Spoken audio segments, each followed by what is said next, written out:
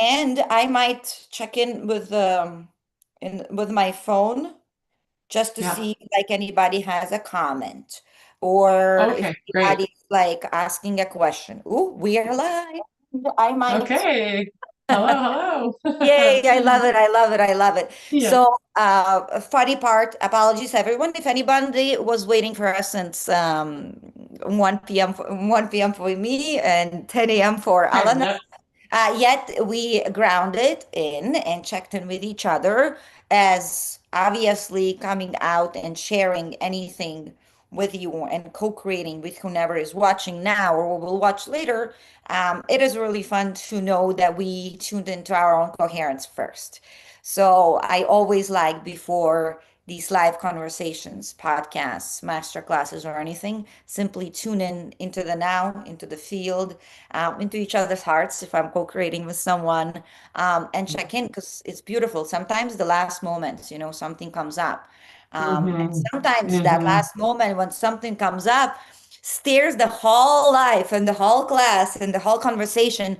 And you're like, wow, I don't know why we took it there. And then you find out that like a few people in the class like precisely what they needed, or the collective was feeling like this mostly. So welcome, welcome, welcome everyone into the episode 3 of podcast Being the Glitch. Basically, we are reporting from the edge of human evolution. And episode 3, I am so honored to have Alan and Joy here. That we're both, well, she called it forward. She asked me a while ago something about grief. And Hmm. I've Yeah. been, yeah, I've been allowing myself to revisit the moments of my grief, to check in if there was anything left, to check in of Mm. how, like, what was the ways of me moving through it and allowing for it to move through, and really how essential it is, especially in the Hmm. evolution or hero or a journey, right? Especially on this path of growth, on this path of being the glitch, because hey, anyone that are guests here, right, collapsed their own personalities, meaning a Hmm. lot of lifestyles and relationships collapsed, their own identities, their own beliefs, and we had to grieve it all, literally. Yeah.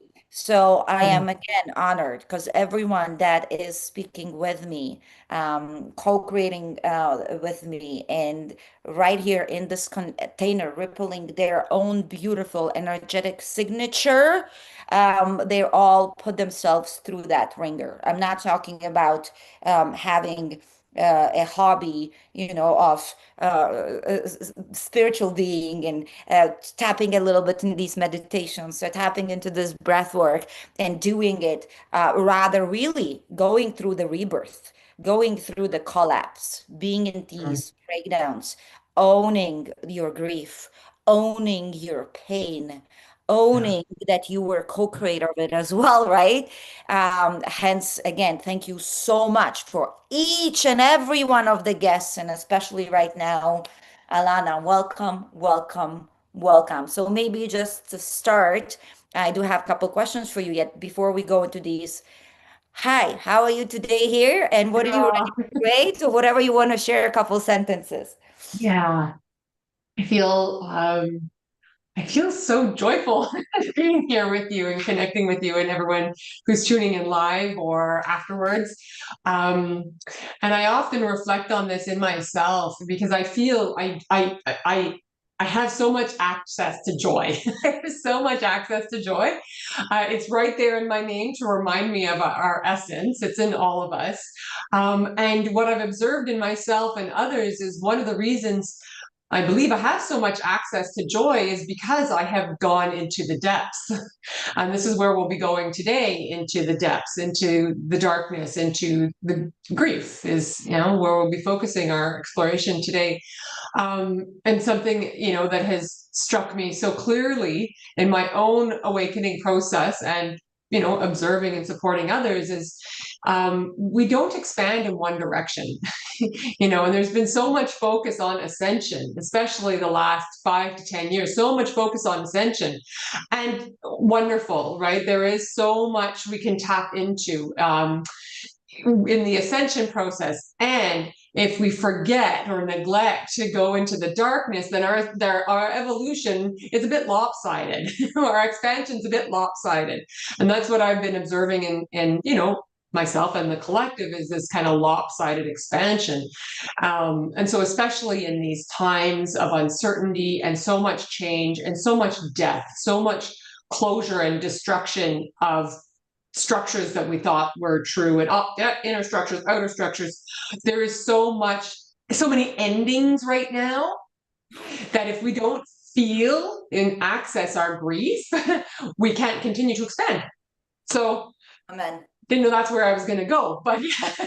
So I feel really joyful. I feel really joyful being here. And this is, I believe, a really important time in our collective evolution to go into the depths. Yeah. Yeah, absolutely. I love where you started and what you shared. And again, I feel like this is the time, if you don't mind, I'll share, you know, Of course.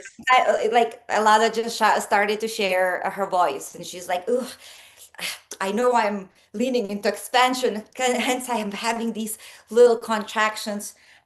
In Yeah. my interpretation at this point, again, who never already being the glitch, who never already stepped out of their norm of their family lineage, or Mhm. norm Mhm. of the in the society, out of this like matrix. Maybe not still fully yet. We're already don't identify with it, because some of us are obviously we're gonna. I feel like we get to embody all of it, right? Like we're still playing right here. Yeah. Yet again, I'm not identifying with what everybody else is playing. And I feel like the preparation period for all of us, it's in the ways over. Mm. Went through the griefs, through the collapses, again, through crawling through our own ashes and shards Mhm. of glass, literally. Yeah. And we're able to be in that cocoon and still Yeah. come out with Yeah. even bigger open heart. I think this is the time Yes. everyone to speak up. And the embodiment might look Yes. messy, might look a little chaotic, might look very raw and human, with a little contractions while before she Hmm. goes out to speak, with a little like, Hmm. maybe too loud of expression, let's say, or too passionate that it Hmm. will look for someone else, right? Yet again, we all get to right now just step into that role of that new earth authority, because who is going right now while everything is collapsing around us, right? The world is the old world is setting themselves on fire, as I shared on the Hmm. voice Yeah. yesterday. Um, who's gonna hold the new vision? Yeah. You and Yeah. I, Anna. Yeah. You Yeah. know, and somebody Yeah. maybe that is watching as well, right? Yeah. There's so Absolutely. There's many so of many of us. Yeah. there's so many of us right now, like Yeah. so many beautiful podcasts, so many Yeah. leaders that are, doing these classes and the courses and actually being out there, like Yeah. living examples of the new ways, new definitions. Who's going to rewrite new definitions? So this is the time. It's not Yeah. anymore the time.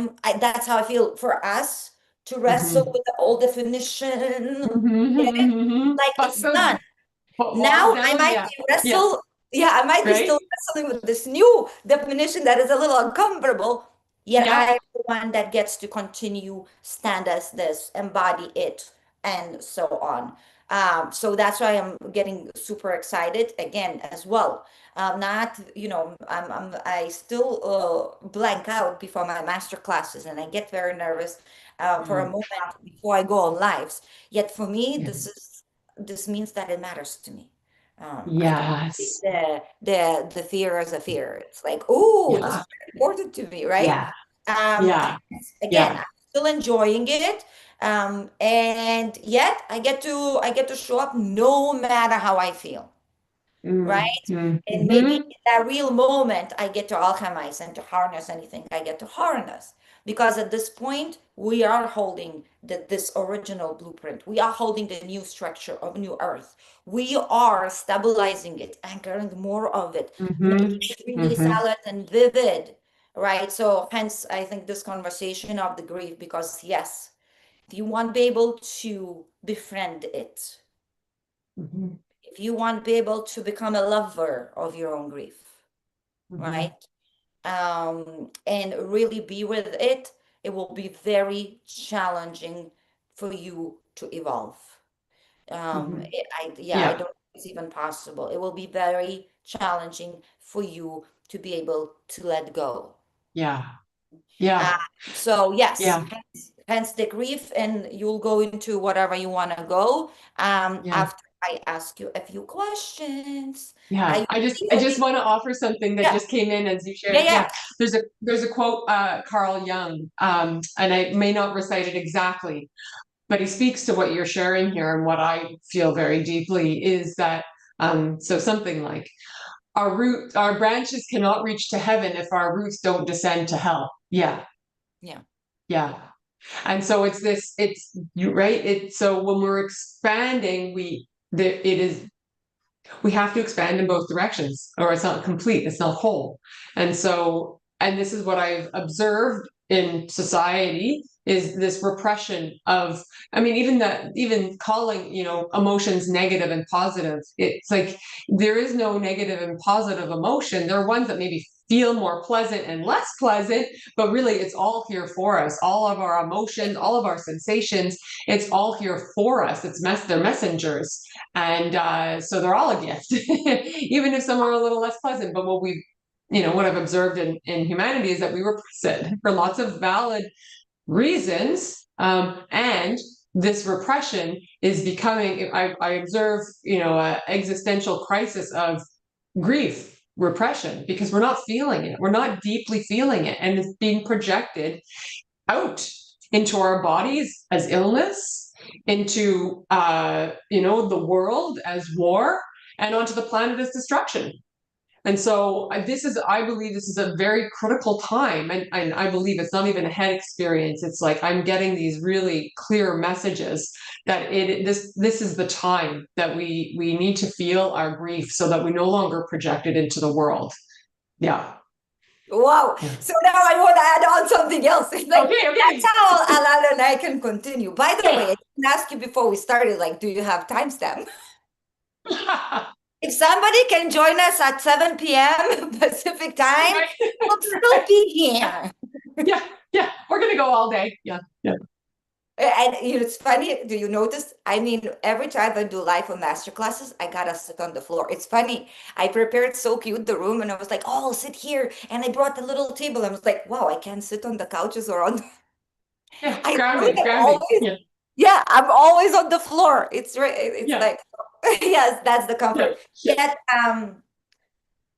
you shared something so profoundly, and I think because everything is coming up on the surface, and a lot of people, again, in my own experience in the last 3 weeks, through my own personal experience, and everybody that is my yeah. client, and even people that I co-create with, we could feel there's again so much collapsing, and all that's collapsing right now is on the surface. The grief is right there on the surface, right? These angers, Yeah, right? The yeah. judgments, Yes, like yes. the distortions, it's like right there in Yeah, our faces right now. And I feel like that's why you feel like, hey, people, now we get to face it. Because yeah. if they're here right now, not anymore to cling on us. Like these Hmm. energies don't have any more power to even cling on us. It can only keep clinging on us if we don't pay attention. Because that's the only one. It wants Hmm. to be seen and be Yeah, collapsed. It yeah, can't even yeah, survive anymore in the atmosphere that we are in. yeah, You know, yeah, yet again, by not giving it acknowledgement or attention at that yeah, moment when it's asked, we are the ones that are making it bigger, right? yeah, Because it's a big deal if I yeah, don't want to look, right? And maybe yeah, it's not such a big deal if I do want to look. So I feel like that's a great time why you want to share it because again, yeah, the quickening is happening and everything yeah, is happening so fast. And thank you, Alana, for coming as a messenger for like, hey, hey, hey, hey, hey, where is your Hmm. grief?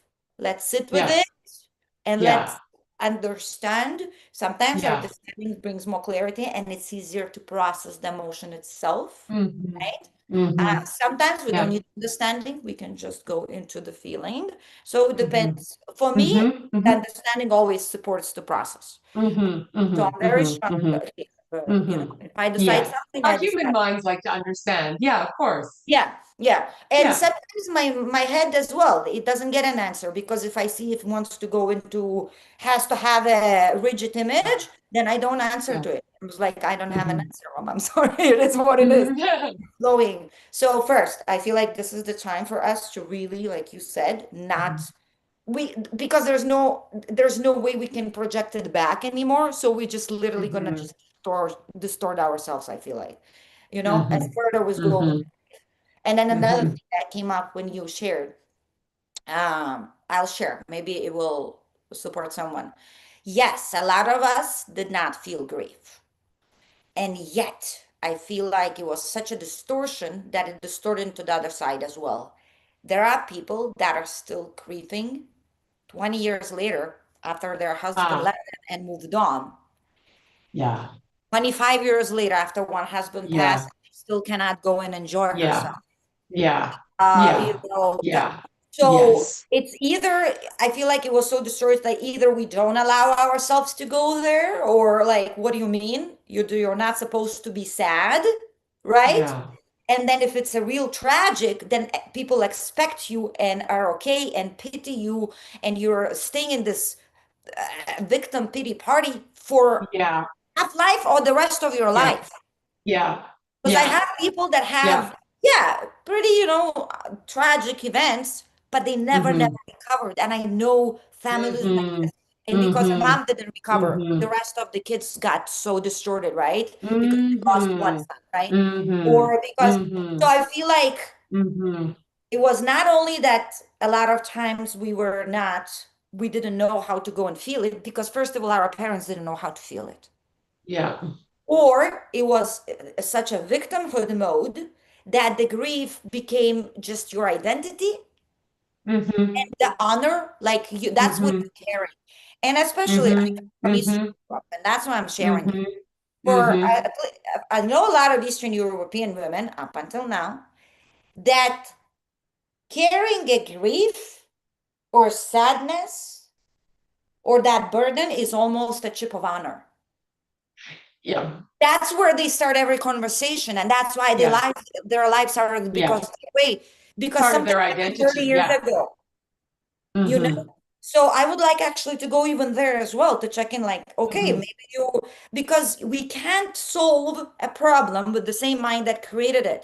So Hmm. yes, you're gonna go into that grief and feeling it out in the feeling in the body.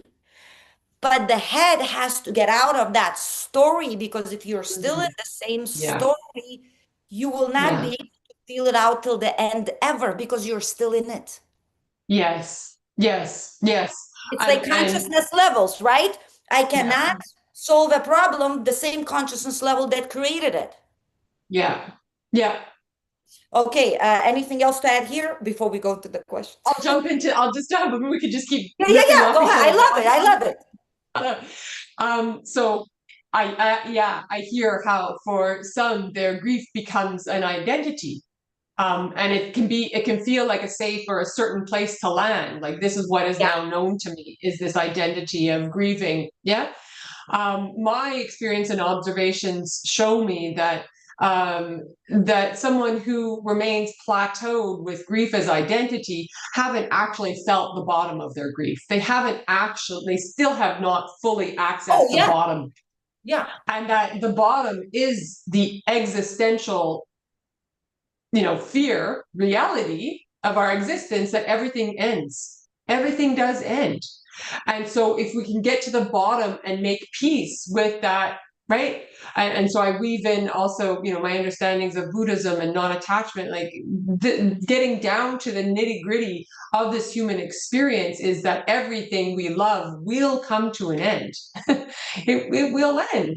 And so, can we feel the bottom of that and meet it with compassion? And that's how, right, that identity lifts. I love it. Yeah. And again, that's where, like, in my interpretation, when you were speaking, Yeah. as so vividly showed up, where you said, get to the down to the bottom of it. So again, it's going into your heart and getting out of Yes. the story of the identity of the grief. Yes. Yeah. Yes, if it's my father passed when I was 16. Um, Mhm. yes, I get to grieve as daughter, as a human, as was seen by someone that doesn't have that person as well, as so many other things as well, right? But again, if I only hang on to, well, see, my life is effed up because look what happened to Mhm. this little Roma, and I'm only carrying that daughter's. Mhm. Again, titles will always keeps us limited. Like if I even feeling just by the title, I will not feel it out all the way. Yeah. Literally, like get it. Yeah. Yeah. So again, like distinction is huge from yes, a lot of every feeling will be attached to your belief, right? Mhm. Yet to feel it out, that's the point. You will have to detach from Yeah. and move into your heart. Yeah. Okay, this is amazing. I Yeah. love it. I love it where we're going. Okay. Already digging Yeah. deep for me. I was like, ooh, ooh, where can we go? Where can we go? I'm so excited. Okay, I have a few questions Yeah. before we go anywhere we feel like going. And my questions are right here. Where are they? I actually do remember them either way. Yeah. Um, surprising, not so surprising. Could you be surprised? Yet, this is my episode 3, correct? Correct. Episode 1, episode 2, and episode 3, because I do know your story, right? Um, it's very interesting. The first two guests, the first two awesome glitches, Catherine and Jessica, woken up because their health, they both had Lyme disease, couldn't get answers, got really, really sick, and then start looking answers for themselves, right? Yeah. Catherine went looking through her researches, and Jessica went to shaman because she Mhm. was like, I don't know what to do anymore, right? Like she in a bad Yeah. health. So I was like, it's fun to see where all the glitches started. Like, wait, Mhm. and look at this again. It's not very surprising, right? Because a lot of times we hit a wall, some kind of a wall. So Mhm. I Mhm. know, as I know the story, yet you will share. Alana had her own illness, right? Or didn't, yeah, Mhm. that really was a wake-up call for her. So if you get to answer a question, your awakening came first from pain or truth? Which one? Mhm. Mm. Because some of us get to the bottom of the bottom and are simply in pain where we are like ready to give up and Yeah. give up, and then something starts flipping. Some of us has a Mm. knowing that there is more and kind of keep looking, and then the truth in the face shocks you in a way, right? Like Yeah. whatever that is. Yet, so for you, Well, this is what's coming in for me as I sit with that question, because I haven't thought of it quite that way before. But when I think of awakening, I think of, right, it's like a dip down and back up. This is the image I have in my mind. And so when you ask, was it catalyzed by pain or truth? I mean, the descent was pain, pain, right? I love it. Right? The descent was pain and the ascent was truth. And, Love it. and at the bottom, pain and truth are mixed in I together, love it. right? Yeah, yeah, yeah. Right. And so there is some pain with observing the truth of my inner world and the external world. There's pain, there's grief, right? To kind of bring back to grief. There's grief because there's the realization of, all the parts of myself that I had abandoned, the parts of my life, the outer world that I had trusted that was not what I thought it, in the bottom, finding that truth, it's not what I thought it was. And so, right. So at the bottom, pain and truth kind of mixed together. And then so the ascent the ascent is, a reconnection with that truth within myself, and that new realization of the world. Yeah. Wow, Yeah. love it, love it. Because I would answer very similar to you. Okay. Yeah, for Yeah. me, it was the pain that asked me to look for the truth. Yet, like Yeah. you say, the truths were like, huh? Huh? These light bulb moments, right? These popcorns. Yeah. Huh? Yeah, beautiful. I love it. I love it. I love it. You never know Yeah. where a lot of us have so much of. I will have Gary Awakened Within. You already know I've done so much work, so much co-creation with Gary, and we met in Yeah. Hawaii a while ago. Like he had an accident and near-death experience, and he woke up speaking Hmm. light language, remembering everything. So for him, it was truth. He actually had a really normal, cool, young boy man, he was in his 20s, life, partying, good Yeah. cars, great stuff, Yeah. like nothing about spirit, no feeling anything, no questioning life. And then suddenly Yeah. he wakes up with Yeah. all this knowledge, and you're like, that, I would say, be like, oh, truth, right? Like, Yeah. Yeah. Yeah. That sudden awakening. I would say mine was a little bit more gradual. And then the diagnosis of, yeah, so I was diagnosed with a rare genetic condition of the connective tissue. And every time I repeat the story, and I've repeated it so many times now, I get that like confirmation, like, yes, it's, I just love how universe can be, so obvious and have a sense of humor because it's like the healing message was right there in my DNA. I had a diagnosis of a disorder of connection. I mean, I just have to like, okay, I get it, I get it. how did he And so say? I'm rather, sorry for interrupting you. They say the yeah, truth is always hidden in the plain sight.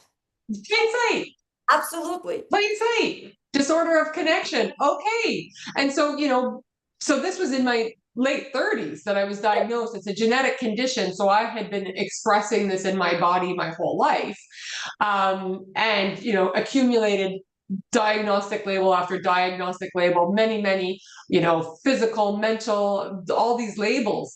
And so, and I had whisperings along the way of a deeper truth. I had whisperings that I was disconnected. And that showed up in my life in a lot of different ways. And the distress of the knowing I was disconnected. And we can go there or not, but so just kind of finish this thread. So, when I was diagnosed, it wasn't right away. It definitely wasn't right away. That I had this moment, but it was probably within a few months after that. And then my father died soon after I was diagnosed, and so I was just right met with my mortality, A like lot. up Yeah. close and Yeah. personal. Yeah.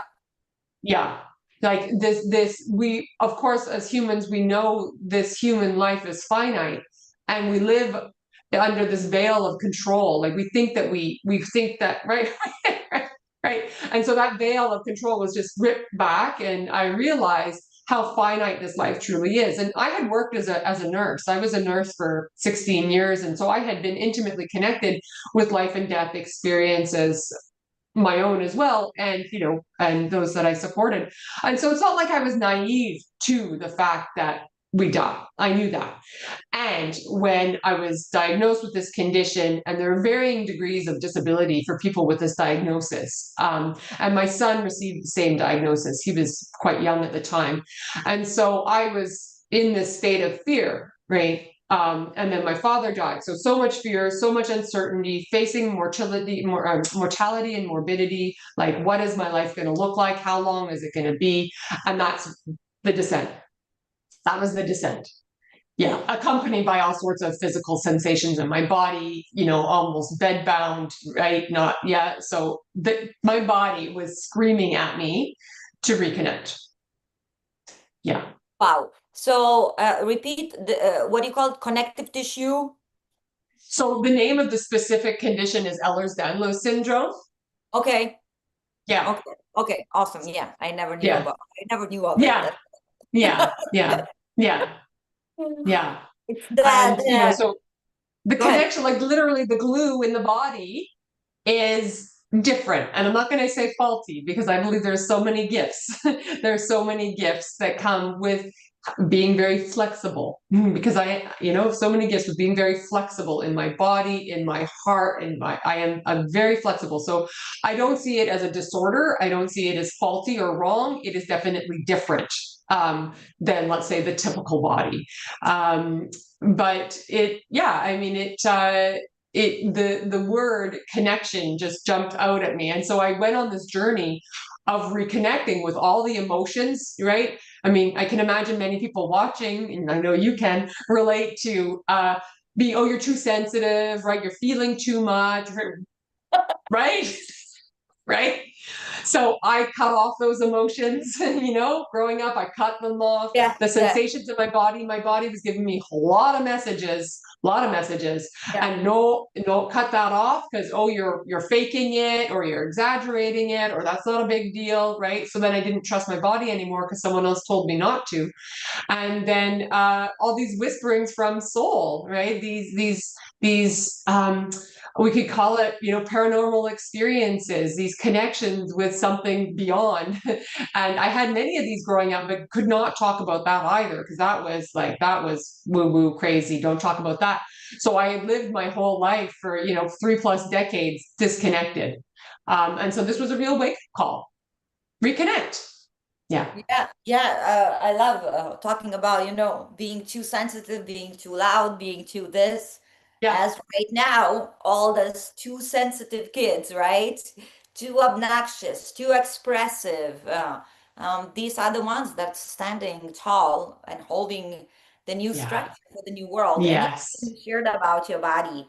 That's, my body is definitely out of like not as a normal. I will say again as normal as what we used to think that is normal, right? Yes. Because including all my life people told me I have ADHD and so horribly. They told me like, "Ma, I think you dyslexic. I think Roma, go check yourself. Roma, go check." For me, it Mm, works because I figure out really I do work so fast. Even in Instagram, a lot of people know me from Instagram. Like there's a yeah. big community of mine. I have messages all the time like, "Who's your team that runs the Instagram? Who is like?" I can pop out posts so fast because I do three, four, five things at one time. Like Yeah. that's how my mind. Yeah. I gather everything in one, right, area, and I just knock them out very fast. Before I used to think I'm too scattered. I need to hold. Yeah. I have to. My brain Yeah. works differently. I connect Yeah. dots so easily. I was very good student, but I never did homework. If I read 30 minutes before the class, I knew exactly what I needed. Mm-hmm. I never did homework, Mm-hmm. but I was a bad kid because I didn't do homework. But and then you get it like, how am I a bad kid if my grades are great anyways? What? Yeah. Yeah, and Yeah. I was one of these kids that like, oh, she's so talented, but she's not gonna do anything with it because she's just a shenanigan. Mm-hmm. My Mm-hmm. brain works differently all the time. So yeah, it's so beautiful. I feel like Yeah. we get to totally forget all the definitions of what was normal. That ADHD is not normal or divergent is not like what is it? What do you mean? We're all very Mm-hmm. different. We have different structure. We took up on different chromatic structure as well to reveal more of the potential and gifts right there. Hence, we operate quite a bit different versus Mm-hmm. at the end of the end we still all have the same abilities, Mm-hmm. Mm-hmm. You're the right? glitch, right? The glitch in the system. Yeah, Yeah. here you go. Yeah. Yeah. Yeah. Uh, amazing, amazing, amazing. Yes, thank you so much. So here we go. Another thing, as you shared, uh, what I can do first. When did you first realize you were glitching the normal timeline? So when did you actually realize that this too much girl, this too sensitive, that and then is actually needed here? When did you start Mm, realizing when you're mm, like, oh, all my minuses actually it's being the and this I'm turning okay. So when yeah. your lack became your wholeness in the way where you understood that Mm, that's what you were needed, that's your gift. So you suddenly mm, started to realize that's what you're here to give. in a way. Yeah. Oh, I appreciate this question. And I'll probably have even a richer answer after we get off. But so what's coming in for me now is Go, go, go. Okay. I think it's gradual. You know, it was gradual. It was gradual because so I was always very attuned to others' feelings, Yeah. humans, animals, plants. Like I felt very deeply. And I remember when I was a kid, um, there was a dead bird around the side of the house, and I was kissing the bird, trying to revive it. And my mother saw me and, washed my mouth out with something awful tasting. And, so but I felt so deeply for this bird. And in a lot of ways, that sensitivity and desire to care for was scrubbed, like literally scrubbed out by family in the world. And because the world's a hard place, right? You gotta armor up, right? But suppose I started to recognize that this flaw was actually a gift. I mean, early on in friendship connections, but then certainly, professionally, it expressed itself when I became a nurse, and I just had such a deep desire to care for others, and that profession really did, in theory, embrace the caringness of me, of the role. Now, the role, there wasn't actually a lot of space to care because of systems and structures, and that became quite distressing for me. And I ended up leaving the profession because I didn't feel I could actually care in the way that I felt like I was here to care. But I guess just come back to your question, when did it start to, like, I guess I kind of always knew. I did always know, but the world kept telling me that it was too much or too sensitive or a flaw. But I'd say really within the last, 20 years or so, I've embraced the sensitivity more, and I don't experience it as a flaw at all. Yeah. Yeah. I love it. I love it because again, I feel like that's where maybe even us even going into this next level of simply embodiment, right?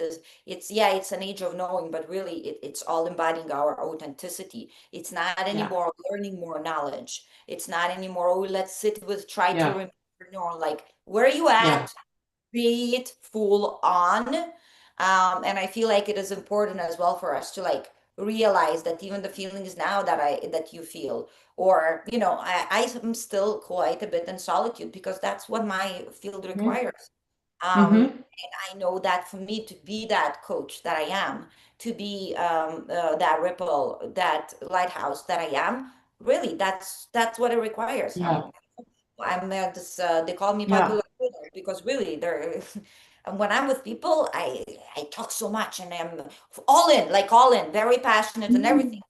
And then really I've been in this house now for 4 weeks and I haven't been out or I haven't been seeing anybody. Yeah. I see my mom Saturday, Yeah. we go out and do something and I'm absolutely so comfortable where I know a lot of people would be like, I'm going crazy. I need to do something. I need to go out. I need for a coffee. I need to go get drinks with somebody, and talk to Oh someone. yeah. I Yeah. don't have to, Yeah. really. I don't have to talk to Yeah. anybody for Yeah. months at a time.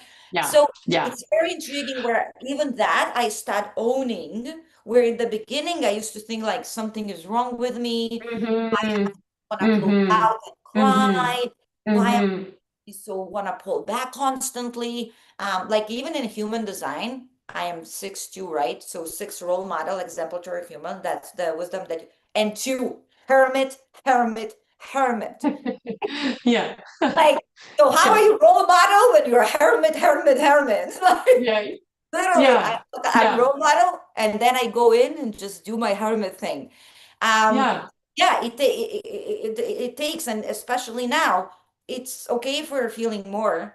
That's the time to embody it, express it, show it, be it, so it allows others to Mm, do the same. I mm, feel like, mm, mm. especially now, we get to own all our glitches, flaws, gifts, talent, Yeah. shenanigans, Yeah. anything, right? Even if Yeah. we still feel there is a split within or there is a misalignment with it, like let's own it. Yeah. Absolutely. Yeah. Absolutely, they're gifts, and oh man, there's so many directions I could take this in, but I'll weave our way back to grief. But so something I want to reflect there is also, so my sensitivity in my heart, right, my emotions, but also my sensitivity in my body, and the allopathic system has a way of pathologizing these sensitivities, and actually, well, pathologizing, telling us they're wrong, telling us that there's something to be feared, and often blunting them with pharmaceuticals, etc. So then we blunt the access to this message that our body's sending us, right? And so I have physical experiences, I have messages in my body, and because I have shifted my orientation and I don't fear them and I don't pathologize them, I lean into them. It's like, okay, wise body, what are you telling me here? Right? What is the message here? Oh, okay. I'm staying up too late, or I need more water, or we can attach all sorts of diagnostic labels to that. We can attach, because I have a blood pressure label, I have a anxiety, but I have all these labels, but really it's like, okay, so dizziness is showing up. What is it that I need to have more water, I need to lie down, I need to put my legs up.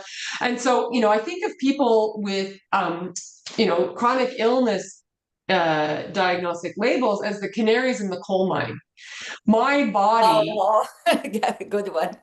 right, my body is showing me, and all humans, what is not good for our bodies. It's like the canary alerts the miners that the air quality is poor, and so the things that my body is sensitive to, it's not things that everybody that isn't sensitive to. Is it maybe they just don't, their receptors aren't quite as tuned in, right? So I think of like chemicals, and I think of stress levels, and I think of caffeine and alcohol and all these things that my body has guided me away from, because symptoms have shown up and said that I can't ingest these things.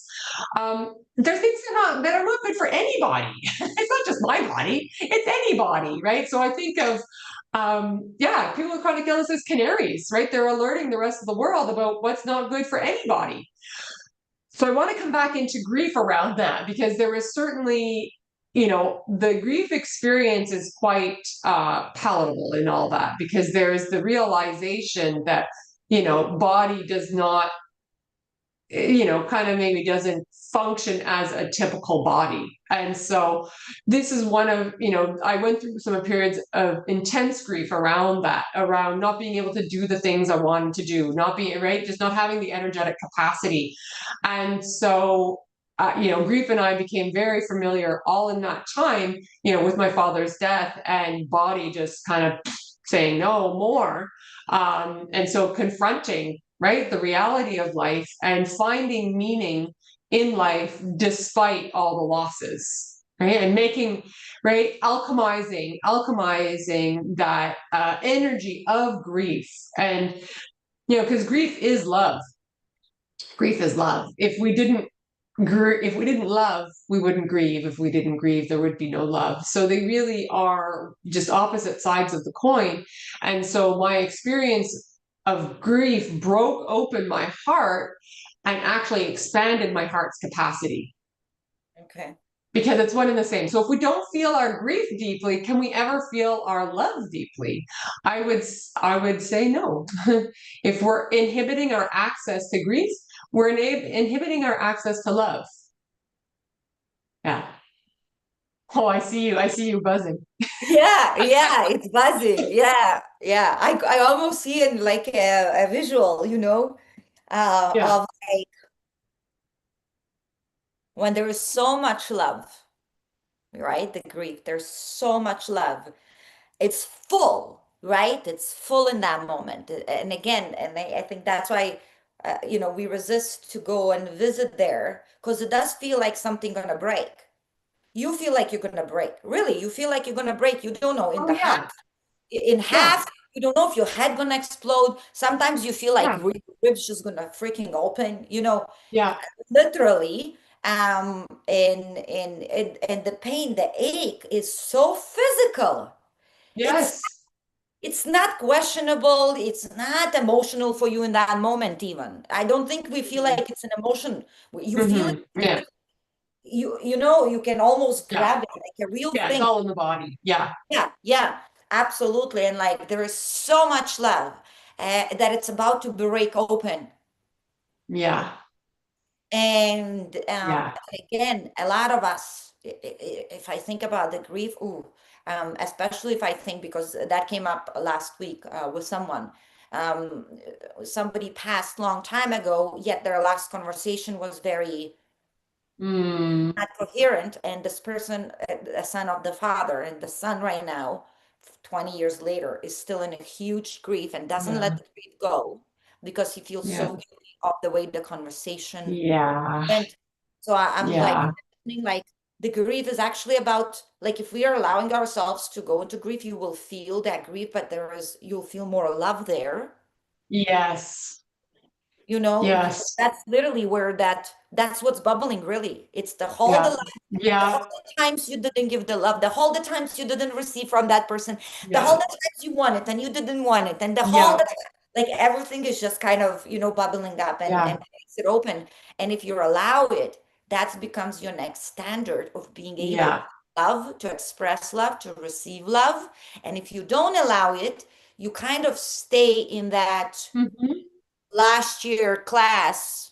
I failed the math, right? So I have to Hmm. relearn. So I gotta go to Hmm. Hmm. similar friendships, similar feelings of love, grief, hate. Like I'm still cycling in the same capacity of how much Hmm.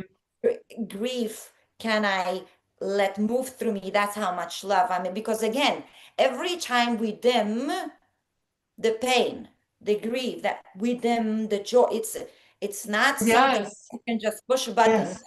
I'll close, I'll close now the feeling of the grief, but I'm fully Yeah. into the joy. Yeah. That doesn't Yeah. happen. We can't selectively numb our feelings. Yeah. Yeah, yeah. Yeah. So you already felt love and it's gone, and you feel so much pain about it.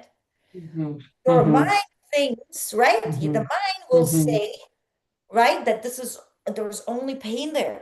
But really, we're afraid to go because there Yeah. was already love.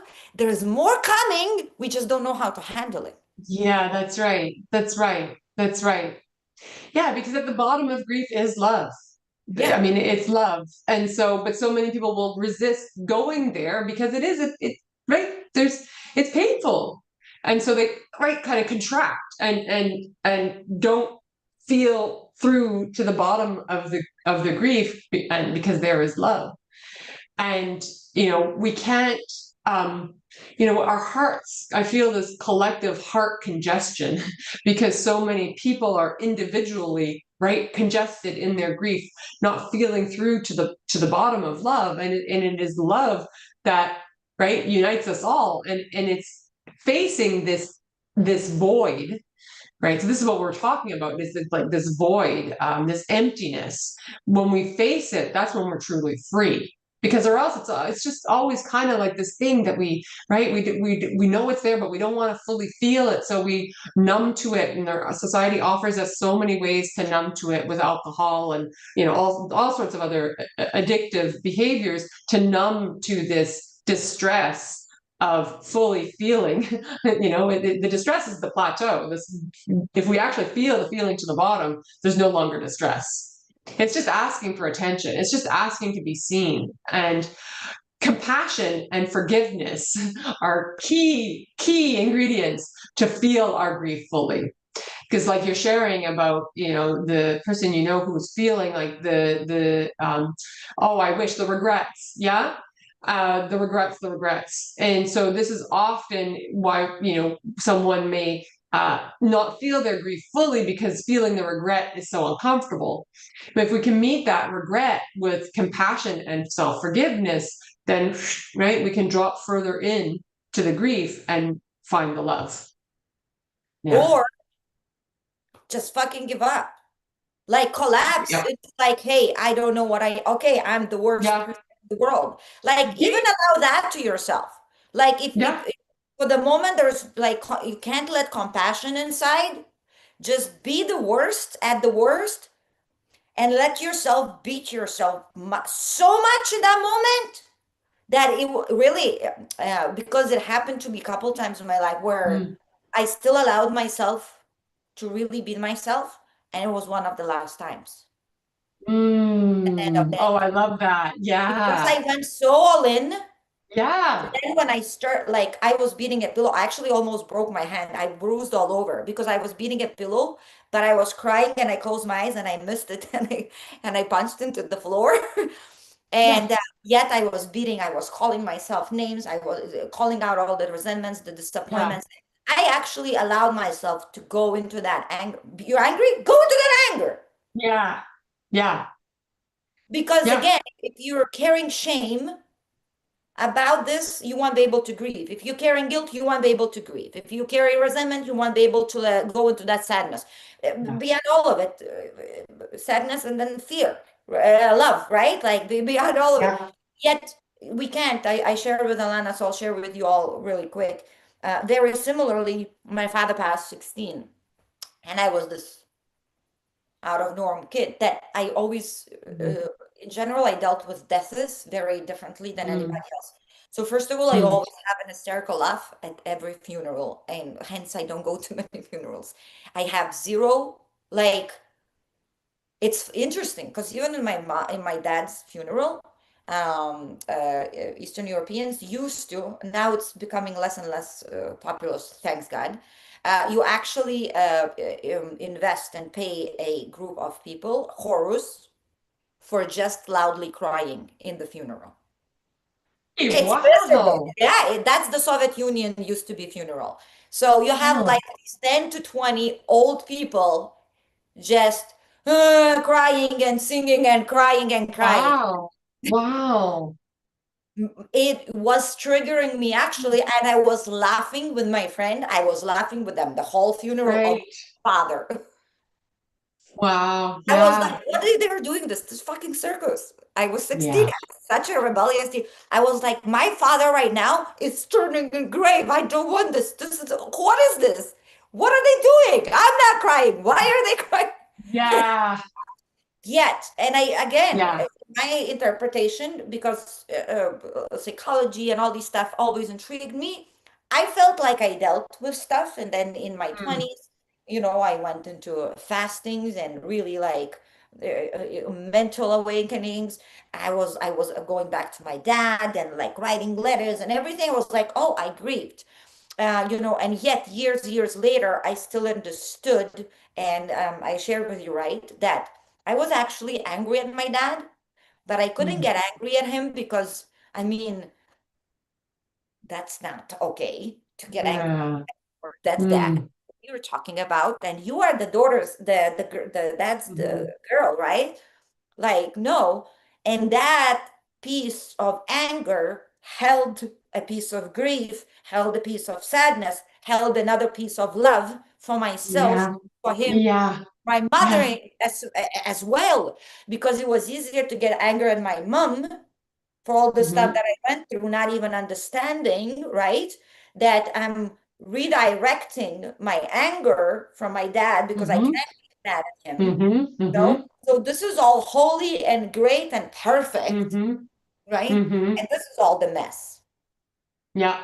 And then when that came up, wow, it was amazing because it was way more. I grieved. I was able to get angry, and then I was able to write an angry letter, and I was able to be angry, and then Wow. Yes. had let it all out, then suddenly more love for myself, more love for my father, closer feeling to him. Because another thing too, I felt like it keeps me closer to him if I don't get angry at him. Bullshit. The opposite is the truth. And then it got me Yeah. much closer with my mom because the anger that was directed and projected on my mom that was supposed to go on my dad Oh, suddenly fell yeah. off of her. Wow. So right there, just recognizing this, right? Like I was like, wow, Yeah. I still do want Wow. tell him that I am angry. And I'm like, really? Will I do Yeah. that now? Like, for what? Yeah. Right? It's years later. Yeah. And it was like, no. And I went into it and it was beautiful, Yeah. absolutely beautiful. So yes, grief, again, where do you wanna, guys check in if you're allowing yourself to grieve? Or maybe again, Maybe grief became your identity at some point, Mhm. Mhm. right? Like the question Mhm. that I would ask, that's what's coming up. And really, you know what? Even me, I'm gonna do it after the this. If anybody's here or watching it later, write it down in your notebooks and sit with this, right? So first question would be,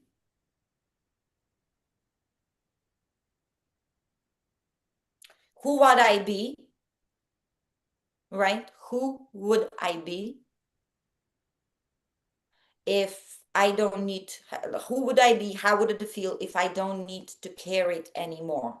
If I don't need to Mhm. carry the grief anymore, Mhm. resentment anymore, Mhm. what is possible for me, right? So what is possible for me in this moment right now? It's just right now, if this is already doesn't exist, right? Like I already went through the grief. I already went through the resentment. I Mhm. allowed, I allowed the shame to actually move through me and I was okay with it. Who would I be? What would be my potential? What are my possibilities in this moment? Mhm. Would my relationships would look different? Because how many of, again, how many of, men as well and women I know that are still grieving their partners when their partners already moved on. Yeah. And I'm going to even say a lot of times, this is very Mhm. surface partners. We're grieving our own selves that was with the partner. And a lot of Mhm. us will hang on to that identity that is ready to dissolve long time ago. Mhm. Because I'm not even in Yeah. this relationship for a long time. Yet Yeah. you continue to identify, right, with that part Mhm. of you that was with that one person, Mhm. that was in that childhood, that was who are you without that identity as well? Mhm. What is Yeah. possible for you if you don't need to lean onto the grief as a crutch? What kind of relationships right now, if you're still grieving, in resentment on yourself or on him, right? In shame on yourself and anger on him, Mhm. right? If this is not your identity anymore, how would your next relationship look like? Mhm. How would you think about men right now? How would you think about marriages right now? My mom went through two marriages, and my father passed when I was 16, and my stepdad passed 5 years ago from a tumor. And it's funny because my mom at this point, and again, she carries it as an honor. The marriage for her is a burden that a woman has to carry. Oh. A woman gets to take care of everything. A woman gets to support the man. A Mhm. woman, you get Mhm. it? What Yeah. if, and again, a lot of us are comfortable there, right? So, what would her idea of a marriage, of a next relationship would be if that is not her identity? She doesn't need to be somebody that is nurses and Mhm. nurturing Mhm. everybody, Mhm. right? Mhm. Mhm. Yeah. Yeah. What's coming in for me, and I think it's related, is often our grief is around unmet expectations. And so it's Yeah. right. So checking those expectations, and this can sound somewhat callous, and I don't mean it this way at all, but something I will, well, ask myself, when I'm experiencing something in my body that's uncomfortable, and grief is surfacing, I'll ask myself, whoever said that perfectly functioning body was what I was going to get in this lifetime? Whoever said that? So you kind of check those expectations, lovingly check those expectations, because it's not a guarantee. It's not, nothing is a guarantee. The way our body functions, our relationships, like nothing is actually a guarantee. So so much of the grief arises when our expectations are not met. Oh, I was going to be married to this person until the ripe old age, until we both died at 82, whatever age they have in their mind. But who said that? Who said that? So it can be a bit of a stark encounter, but I think it's important to reflect on our expectations. Yeah. Absolutely, yes. Again, of the rigidity of the images of how the thing's supposed to be, you know, Yeah. and even this perfect body. Well, how do you know that it's not more perfect than the normal body? Because we don't know. You might start levitating in fucking 2 years because your Yeah. body is so now connected because it had Right. the structure installed of this Yeah. connection that if you connect it, Yeah. it's the best, Right. it's the most profound. How do Right. you know? Yeah. Yeah. Exactly. And so this is why I'm very mindful with my language. I don't call it faulty or wrong or damaged. No, because like what? Compared to what? So yeah. Yeah. Yeah. And in Yeah. fact, everyone that is watching right now, I see a few people watching. Please, Mhm. first of all, welcome, welcome, welcome. An hour and a half later. Well, we said welcome before, and in fact, just so you know, before we came in, we already appreciated you. And one more time, right here, appreciation for all of your hearts, for your courage, Yeah. for every I. In fact, let's do this. Celebrate with me. I celebrate each of your breakdowns. I celebrate every Yes. Yes. grief Yes. that we Yes. have. I celebrate how much we were able to go deeply into that grief and harness and Hmm. alchemize whatever needed to Hmm. what do you call it, to grow out of it, right, to be Yeah. extracted Yeah. from it, wisdom that we Yeah. extracted from it. I celebrate every one of us even now moving through such Yeah. weird. It feels like sometimes I feel like the limbs are just don't know how where to like. It's just an awkward, right? Like transitioning phase and Yeah. still being able to have our Yeah. hearts open. Oh, I celebrate every open heart that they were able to be unreasonable. It's so reasonable. Hmm. You hurt, close your heart. You got mad, Hmm. be freaking mad. You got disappointed. You know what? Have resentment for the rest of your life. That's Hmm. reasonable. Reasonable, you're gonna have Hmm. a reasonable life. You're gonna have reasonable, average, Hmm. wishy-washy, barely there relationships, intimacy, finances, career, Hmm. your health, everything. Hmm. You want unreasonable life? You want something profound to experience? Be freaking unreasonable. Hmm. When life is Hmm. telling you to close your heart, keep it open. When life is telling you, don't look at the grief, go there. Yeah. That's your Yeah. potential. Yeah. That's being Absolutely. unreasonable. And again, Absolutely. reasonable shit will give you reasonable life. Reasonable. Yeah. It's okay. It's fine. Yeah. How are you doing? Yeah. Fine. I'm not so excited every day, right? Yeah. And Hmm.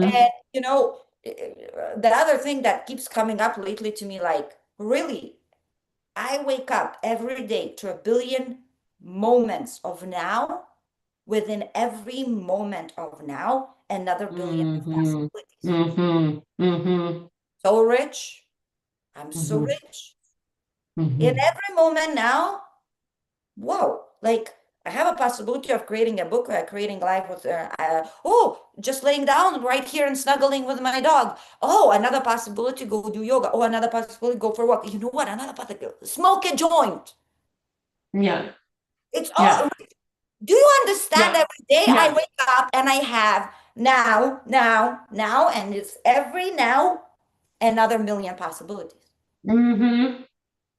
And embracing those possibilities. So something, I've observed in the collective and in myself is this, like, right, this in the awakening process, this liminal state, right, this mushy chrysalis, right, the mushy caterpillar. Yeah. And so and there's so much fear in this state as humans, not for the caterpillar doesn't feel fear as far as I know, but for humans we feel so much fear when we're in this mushy disintegrated state, because there isn't certainty. And so we can feel fear without having the certainty. Or as you're sharing, we can feel like, oh my gosh, there's so many possibilities here. There are so many possibilities. So can we shift that fear to excitement when we're like, oh, there are infinite possibilities here. Nothing is certain. Feel excited about that rather than fearful. Yeah. So another thing is, if most of people, if I would ask, and I do, especially through the coaches and everything. And the majority answered that yes. Every time, look back at your life. Like, let's reflect for a moment, you too, and whatever comes for you comes.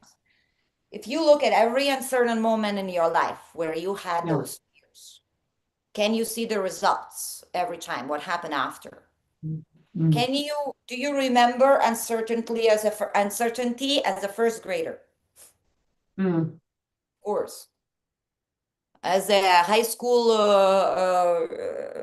12th grader, you're a big shot. That's it, obviously. Like, you're cool. Like, everything is known. You're the cool kid. Like, the first graders, you just kick their butt, you bully them a little mm. bit, laugh at one, support another one. Okay, the moment you need to go, it's literally within few weeks, you go into the college, university. You go there, don't you feel like a first grader? Mm, mhm, mhm. You feel like a first grader. Every Yeah, time you feel in an uncertain, like a first grader in fear unknown, it's something great that is happening. Something bigger than you is right now yeah, happening for you. yeah, yeah, Went to many yeah. dates. I went to many dates. I even had a husband and I divorced. And suddenly I went to a date that I'm the most nervous. I'm the most like, I don't know what to do. I feel like a first grader. Isn't a fucking great thing? Would you want to go on a date that you were like, it's okay? Okay. Yeah, Do you want to have a meal where you were like, I know it's chicken and broccoli for the rest of no. Every yeah, time if you allowed a little fear with uncertainty always moved you into a bigger thing, into a bigger yeah, container, absolutely. into a bigger you. Yeah, yeah, Every yeah, single time. yeah. And I feel And like you're uncertainty actually is filled with possibilities. Yeah, yeah, and I yeah, feel like we're actually lying to ourselves. Like a lot yeah. of again, that's why I ask the question to myself a lot of times. What do you pretend not to know? But I don't know what's Mm, going on. But I know. I'm just like, Roma, what are you pretending not to know? Because mm, we always know. Deep in the heart, we always know. Deep in the heart, I already know when this divorce was happening and about to collapse. I knew that is the best for me and for him. mm-hmm, Just our mm-hmm, mind that wants to fight. mm-hmm, Even deep in the heart. If I look at my stepdad, right? Let's say somebody years of suffering with, cancer, whatever, and they don't go different route. Let's say they go the normal medical route, right? At the mm-hmm. end of the end, wow, it's their contract. They did the contract. They finished their journey. Like, really, in my heart, I know it's just in my head. If I want to, I can create a story. Imagine a girl loses a second father. Yeah. How life is unfair. And it's funny, even with the stepfather, I was the girl of the dad. Like, we got along Mm, very well all the time, right? mm, If he would pick her with my mom, he would call me. What to do? I don't know what to do. So again, the heart mhm. will always know, will always tell you. It's so much more intelligent and it's so much more capable of and able of. It's our head thinks that if I'm going to go into my heart to feel grief, it thinks it's going to break. No, it's because you're losing your mind and your head is breaking and it's supposed to. Yeah, yeah, A heart will yeah. not break, it will Mm, break open, right. but it Yeah, will not break. yeah. I think of um I think of the Japanese art of kintsugi, where it's the broken ceramics With and they gold. Yeah. put it back together with gold. And I think of our heart in this way. Yeah. It breaks open, but then when we put it back together, it's just that much more beautiful and unique, right? And so, And stuff like this are conductors, right? Like precious metals, yeah, right? Like, it's more yeah, conducting, it's more yeah, coherent, yeah, yeah. right? I Like, know it for just myself, the more my heart has broken open, the more I've been open to the world, my love. So it's yeah. I just also wanted to I don't know, are we how much longer do we have? I don't know. Still have a couple more questions, and then I want to still go Okay, a little to grief. Yet okay, again, yeah. If you okay, have, yeah, okay, okay, okay. go ahead. We have time. Just I have something time.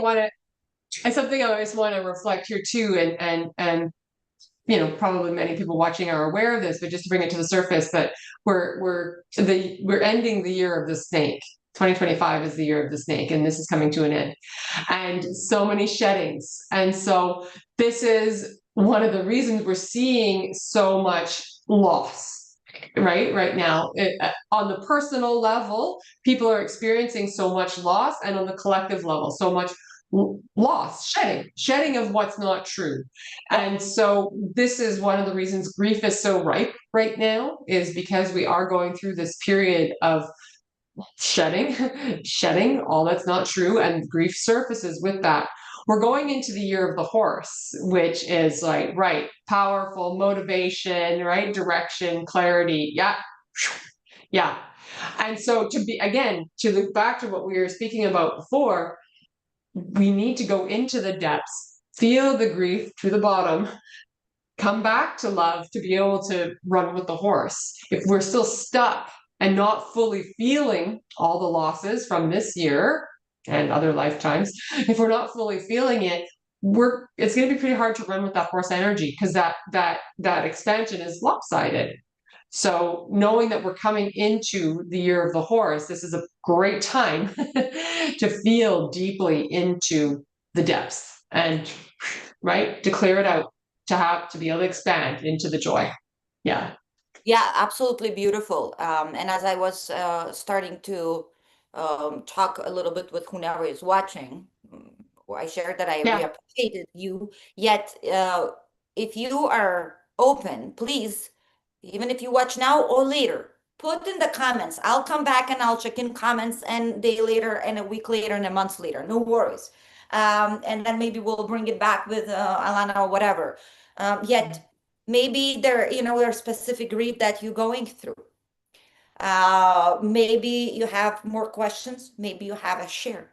Maybe you have an absolutely opposite interpretation or experience from us and be like, Mm-hmm. Mm-hmm. disagree with you, disagree with you. That's how I go through. Yeah. It would be so Mm-hmm. amazing because Yeah. again, Yeah. at this point, new earth leaders, it's not someone that gets the title to lead. It's not someone that gets a hat to lead. It's not. You all are leaders. You're leaders of yourself first. Yeah. Um, Yeah. I'm calling forward people who already are leading themselves. If you're leading yourself, you will be able to lead anyone. Yeah. That's why we're living in an Yeah. inverted world, that people were not in integrity with themselves. Moms were Mm-hmm. teaching kids Mm-hmm. just because they said so, right? Where they didn't Mm-hmm. know what stuff is coming from. So Mm-hmm. nobody were able to lead themselves, to regulate themselves, to be Yeah. intentional, to be conscious, and then they let the Yeah. rest of the world. So it's Yeah. flipping the opposite. If you're able to lead yourself, you will be able to lead your family. A couple as a power couple, into whatever vision you want. You will be able to lead community, a school, a movement if you want, Yeah. a movement, Yeah. you know? Yeah. So, That so inner sovereignty. Yeah. yeah, Mm-hmm. absolutely. And every time you step in a little bit more openness, a little bit, being able to share, a little bit more openness with yourself, you Mm-hmm. know, I mean, I don't even get mad at me when people like, I mean, at this point, yeah, it doesn't really happen often. Yet, when people lie, like if they lie to me, it's funny to me because I know if they lie to me, they lied to themselves way before they started to lie to me. Yeah. Yeah. I feel no Yeah. compassion. I can't even get, the last few years, sometimes I tell my girlfriend, wow, it's annoying not to be mad. I really miss being a little fucking mad and frustrated. Yeah. I'm Yeah. it be upsetting sometimes to see the whole dimensions running. Yeah. Like my Yeah. Roma wants to stay a little bit in victim mood, but my higher self's like, sorry, Roma, go into the mirror, cry with yourself if you want. Yeah. Yeah. I'm I like, "Ah, totally get that. I want to a little Yeah. bit to be Yeah. human. Yeah, You yeah, know? yeah, yeah. To laugh at what's not true, right? To laugh at the lies. And I just had this image of you at your dad's funeral and laughing at the people that were sobbing, because the people sobbing were lying. In essence, they had no connection with your Yes, father. It was yes, fake. It was yes. fake. Yeah, Yeah, absolutely. Absolutely. yeah, Yeah. Yeah. And yeah. it was interesting. Now I know why. Yet since my dad passed, So I think the next 2 weeks, well, the next 2 or 3 weeks, my mom brought a friend to talk to me because it was strange for everyone that how I didn't change at all. I was the same fluffy, da da da. Even school sat me down with my mother, the psychologist, and said, "What are you feeling? Maybe you want to talk about." Mm. And I kept telling them, so, "Well, my dad is not dead." And I was like, I was like, I'm talking to him. And Yeah. my mom was looking, and I said, Mom, don't worry. I don't see him physically. Don't worry. I'm Yeah. not Yeah. delusional or hallucinating. I Yeah. said, but I don't know how you're gonna tell me to my heart that he's not here. He's here for me. And that's why, and I told them, it is upsetting time to time because it doesn't answer just like this, right? I talk to him, but I can't Hmm. hear him just, Hmm. Yeah. but I told them Yeah. my heart knows the answers. Hmm. And I said, I just feel him. I feel him so strongly. He's not. And it was the same with my stepdad. It was the same. I more or less took care of everyone. I did Mm. collapse a little bit a few days later where I just let it all out, and allowed to wallow myself and, in sadness and all the stuff. Yet, yeah, the same there. It's so almost weird that I almost feel them stronger after death, literally with me all the time. Hmm. Like I Hmm. feel them in my skin. Yeah. Yeah. Yeah. So again, Energy. Yeah. yeah, Hmm. and that's the beauty I feel like where Yeah. I very in the knowing of the body of how I feel when I'm not here. Hmm. I can feel myself even if I wouldn't be in this body. Hmm. Hmm. So again, nothing Hmm. like Hmm. everything becomes less scary, less challenging because I could actually feel when that they're not gone. Yeah. And The essence. Yeah. with Yeah. awakening and Yeah. embodiment, it's like I feel myself less and less gone. And even in these moments, in these moments when we go into triggers, in these moments when we're like, again, it takes years and layers to really like step into Hmm. it. Like, so I feel like even through these moments, this mortality, immortality, what do you call it? Infinite Hmm. rather, right? Um, it's weird. I could feel the immortality as well within me, and I could feel the infinite within me. And I think in the moments of trigger and in the moments of then you beating yourself up for like, why did I react to that? It allowed me to come back faster because you don't want to Hmm. feel like, oh, my higher self is gone. I lost it. Where is why am I so triggered again? Like, am I contracting and why Hmm. am I so down? For me, it was like, yeah, yeah, no, no, I'm still here. But that these are the waves that are moving through me. Okay. So I think that was my first experience of we're not gone. Yeah. Yeah. That started to really, yeah, land. Um, okay, wait. There's a question, and then Okay. I think, well, I don't think, I know the grief. It's so beautiful, and thank you so much one more time for bringing this theme and subject and this beautiful Yeah. creation of toroidal fields as grief. Yeah. Yeah. As grief into our presence, into this container to speak to it again as lovingly and as jokingly as we can, to Hmm. take it as again just not make it the most important and the most heavy and the most rigid and the most, Hmm. yet Hmm. at the same time acknowledge it, not to make it like I don't want to even go there. It's so scary. It's so big. Yeah, Yeah. it's big. Yeah. It's Yeah. not big. It's not Acknowledging the that beauty big. of, yeah, Yeah, the yeah, beauty of the breakdown. in every way. Yeah. And we'll go into this. Okay, next question. Oh, Okay. I love this one very much so.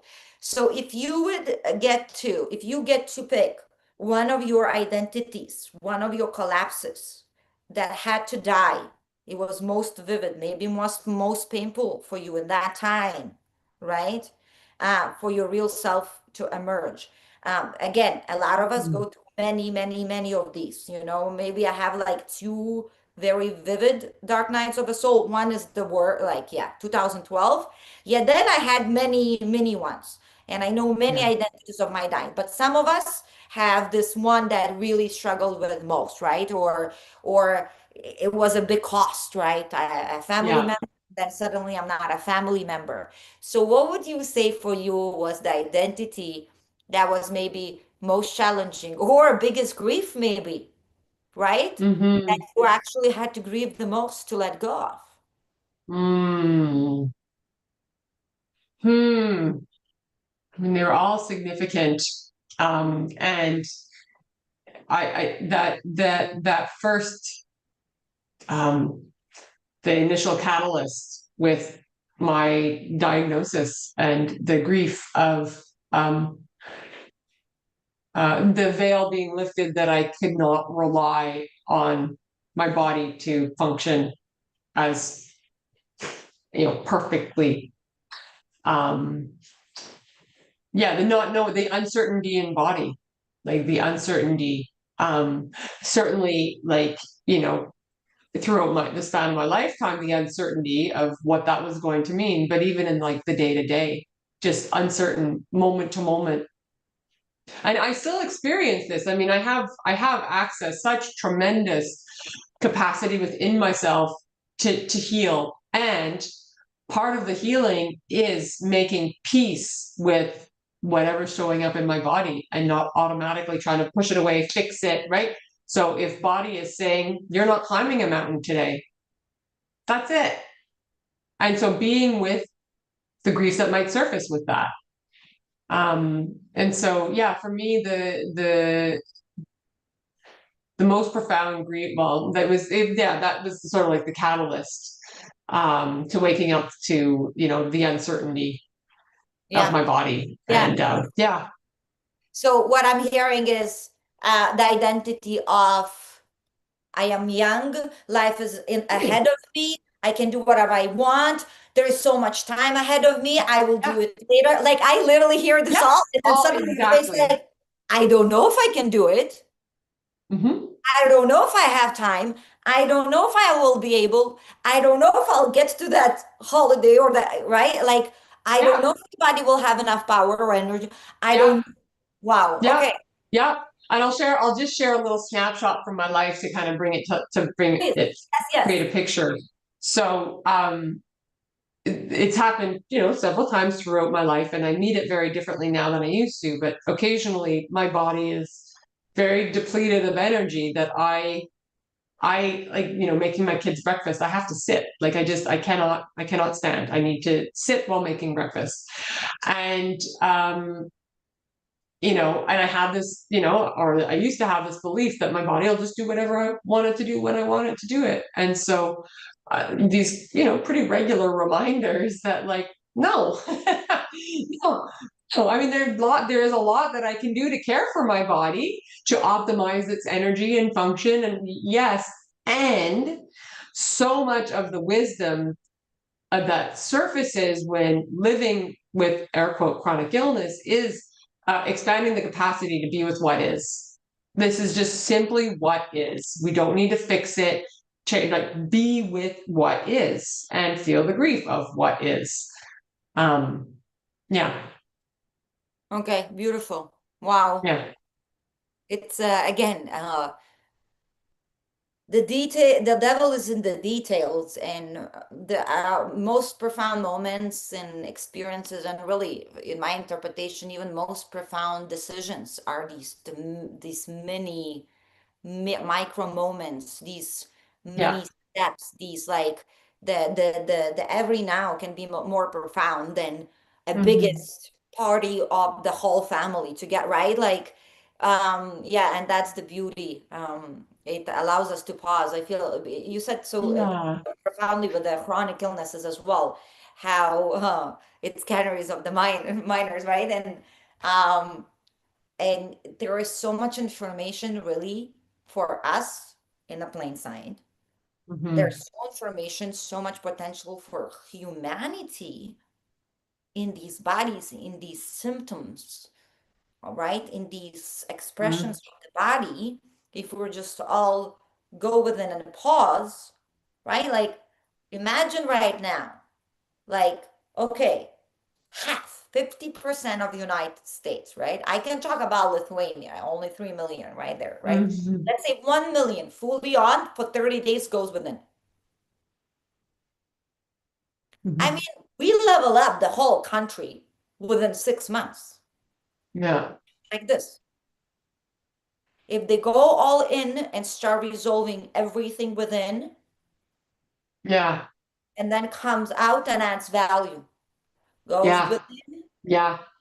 Yes. aligns, Yes. comes back Yes. to coherence, comes Yes. out and value. And I feel like that's Mhm. literally what our bodies are asking for as it's here to Yes. Come express, back home. Yeah. as it's here to express, to create, it's here as a manual. I think I said to you a couple times, right? When parents say, there's a saying, yeah, but the kid doesn't come with a manual. You don't know what to do. No, we do. Every one of us come with a manual. Yeah. The- yeah. Like, if there's a This is pimple the here, vessel. Yeah. yeah, if there's a pimple on the teenager's face, I can understand the emotions, or maybe some toxins Yeah. were, that are clogged. If it's something here, I understand. If it's this, I understand. If it's this, I know the kid can't express itself. Everything is right there. If Yeah. the It's right light there. Yeah. triggers them, or they become Yeah. more nervous when there is Yeah. more on, ooh, more sensitive, ooh, tuned in into other dimensions, my kid, ooh, like, it's manual. What is this? Yeah. It's Yeah. freaking manual. Everything Yeah. is written right there. Yeah. You know, Yeah. I like the know. Our book. body's so wise. If we can just learn the language, then yeah, it's all there. Yeah, and there is a saying, right? I don't know who said it. You can, what is it? You can read the books and become very smart, right? Or you can learn to read yourself and become whoever you Mm, want to become. And then, right. okay, last question. Yeah. Oh yeah, no, sorry. Two more, quick. So Okay. what, especially that you were without with the body. So what did you have to unlearn about being human to become yourself? So being human, Mm. one of the things that pops out in your head that you had to unlearn. That is like the most Mhm. of being human. Something that being human meant for you before, that doesn't mean it at all right now. Mm. These are good questions. Um, so what's coming up for me is so where I'm going with like the being human, I think of our programming and our conditioning, right? The conditioned self. And so all these programmed beliefs. And so I came to the realization that was painful initially that, it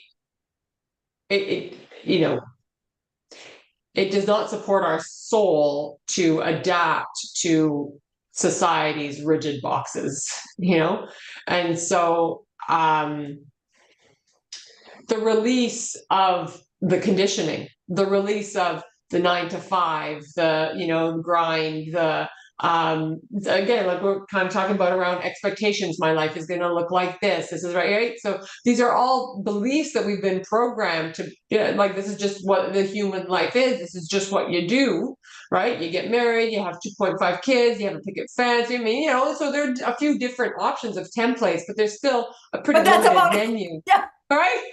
Right? If you navigate to like the really perfect one, it's only one. Yeah, yeah, right. Right. And so the release of, and so something that's been surfacing for me quite a bit recently is even like the belief around, um, I was conditioned by my family and society to believe that you have one job, right? You do one job, and from the time you start working until retirement, like you do that one job, right? But how can our soul possibly be contained in one little tight box, like, right? But the expectation is you punch in, punch out until you die, right? That you don't expand beyond this box, this label. And so, this is something that I've been releasing as I've been, right, navigating a few Going. different, right? professional hats and, different ways of expressing my soul in the world. So yeah, releasing the conditioned beliefs around what this life is supposed to look like. There's no supposed to. Yeah.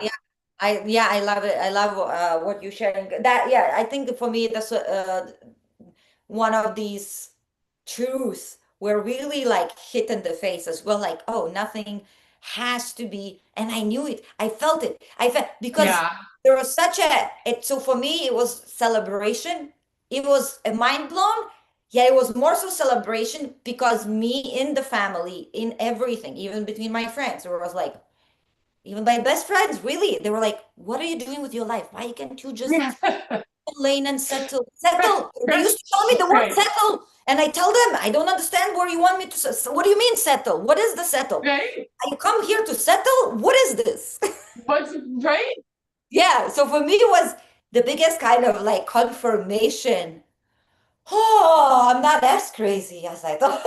You're not, yeah, you don't have to settle. You don't have to choose just one thing. And so I have, my kids are teenagers and like they often will be asked by others, what are you going to do?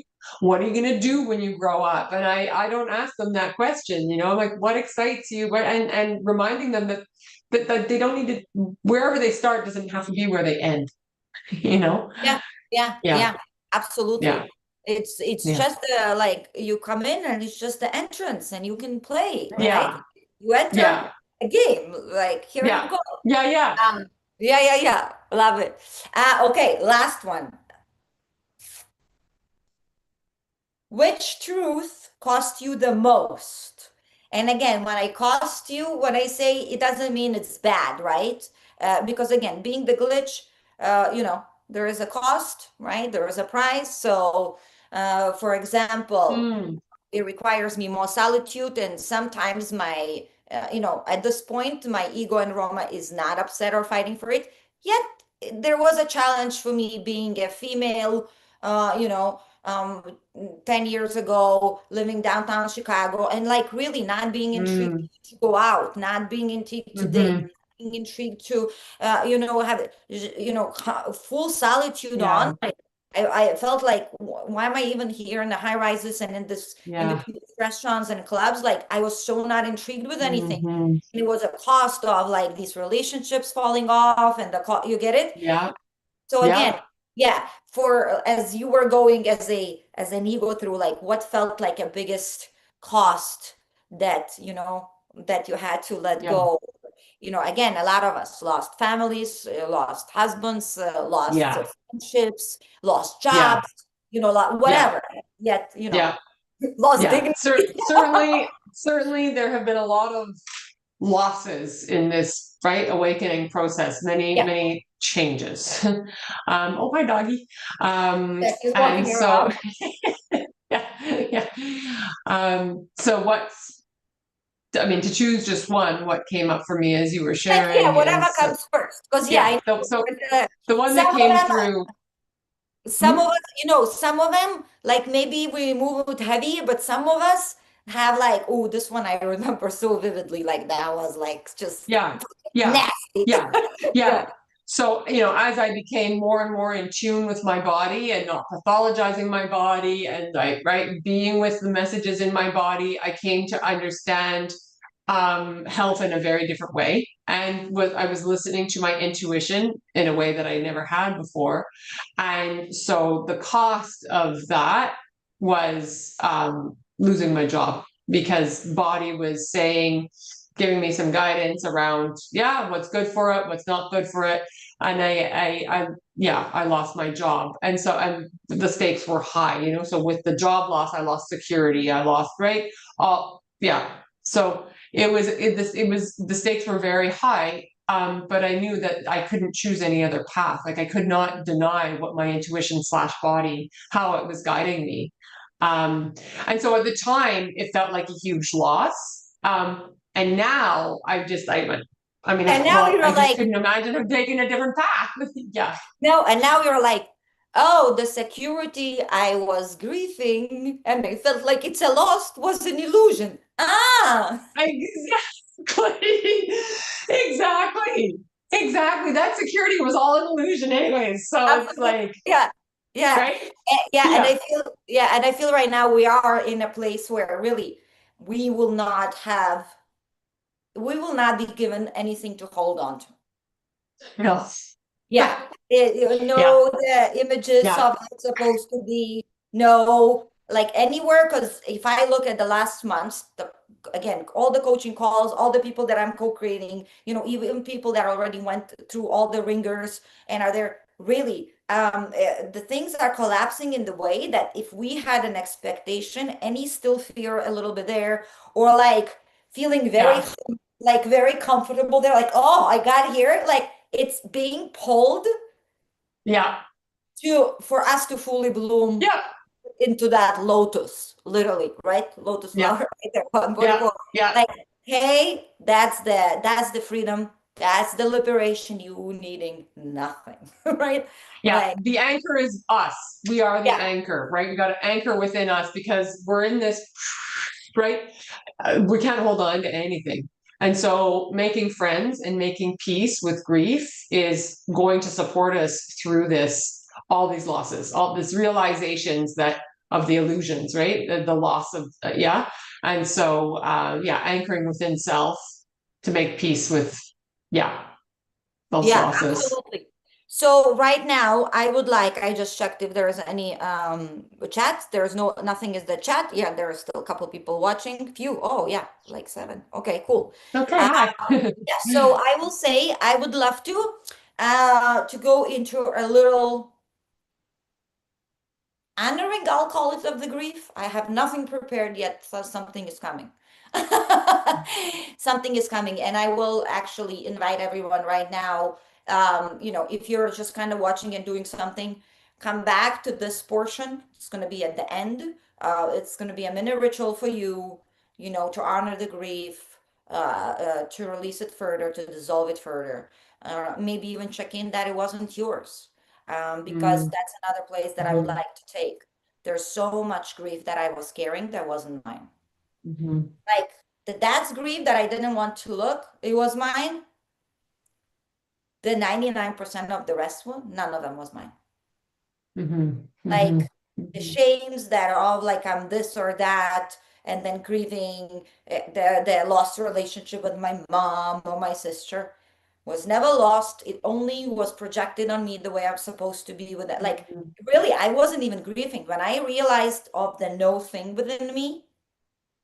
And again, that's where I'm inviting everyone right now to maybe rewind this, sit within yourself, sit in a safe space at home or anywhere you want to, yet, allowing yourself a safe space that you can actually express yourself. Take a journal, maybe take even a candle, maybe bring a mirror. I like to do always to check in within the mirror work as well in a lot of stuff, especially mhm, when it comes to feeling the grief, sadness, dissolving anything within me. Um, I don't know, Alana, if you have these experiences, but maybe because I did to my transformation years ago, I did probably a good 2, 3 years of work with mirror myself. So maybe that's mhm. why anytime I come into the mirror, I'm just looking the eyes. Literally, if I even want to lie to myself unconscious, I can't. I can't. It's just in the, it Yeah, comes out. It's right yeah, there. Or if I yeah. want to say something that my mind thinks, it doesn't come out. It can't. It can't. And I look in the eyes and I already know. Mhm, You know. mhm, And by the way, again, mural work is so fun too, because just looking into your eyes or your third eye and staring a little bit in like a dim light, I saw my ancestors. I saw myself shape-shifting. I was like literally, I was mantis myself at some point. Like you, yeah, it's really cool. So a lot of yeah, rituals I do. Even if I'll mhm, feel something, I will sit with it a lot of times. I mean, I'm mhm, exhausted. What do you do? What else do you do? You mhm, sit with it. mhm, mhm, Um, mhm, and I like the journal because I like my subconscious mind to see it outside of me. If doesn't see it and it's inside. But when subconscious sees it outside, it's kind of like it's registering as it's uh-huh. outside of me, Yeah, you yeah, know? Can Yeah, observe it. Yeah. yeah, yeah, yeah. So, that could support you as well. Um, Allowing even to you or to go into place without any expectations, especially allowing yourself to meet the monster. A lot of us will not fully express our anger, and we always say that the others don't allow us. I Hmm. mean, we're kind of grew up in a culture where the finger goes out and blames everything else. Yet, like Alana shared, she just shared very gently. Transformational snake year, moving into the horse year. If you will not face this dance, it's going to be challenging. I'll tell you this. If you will not, universe will, and you don't want the universe to slap Yeah. you. Okay. Yeah. A It's a little human, gentler when we release it ourselves. Yeah. yeah, human condition was this that we're always waited until we have no choice. Hmm. Hmm. That's not a mature human condition, right? Preventative is always better than when it collapses, Yeah. right? Yeah. Yeah. Yeah, yeah, just constantly checking in. So really, right now, okay, let's take all of us a deep breath in. And maybe Mhm. let it out with some sight, maybe move your body, whatever naturally, really. Even if I say something you don't have to do, just feel into it and let your body move or do or settle in. Maybe feel those glutes under the seat. Maybe you want to feel supported, so maybe you lean back to your couch or the chair, whatever that is. Or maybe you can stay tall and keep moving and just feeling into your own field. Maybe you're going to tune in into your physical body for a moment. You can even touch it with your hands first. Say like, okay, I'm here. I'm closing, but that's Yeah. grounding me into my body, right? Then feeling where you're touching the surface, the other surface, right? Maybe again, it's the chair, maybe it's the floor with your feet. Now, can you tune in a little bit into your field itself, into the energy right around, like an inch at 2 inches right around your body? Does it feel like anything or nothing? And it's absolutely fine, whichever way, you know. Maybe you can even go wider. Like, can you feel a huge bubble around you, right? That electromagnetic field of yours. Do you know how your energy feels like? Do you feel like you have your energy within your field? Is it coherent today? Is your heart coherent with your mind as well? Is your mind running in the background or is it running a show? Right? Or maybe you can feel in into somebody else's energies within you, within the field, maybe even within your body that settled in for many, many years. Ooh, let's go deeper. See your own neurotransmitters wiring, meeting each other. What about all these beliefs, core beliefs, everything you know about the world and yourself? Are they yours? Have you had a chance to rewrite them? Or most of the definitions, dominantly what you know, think, and see and speak about the world was simply given to you and you believed it.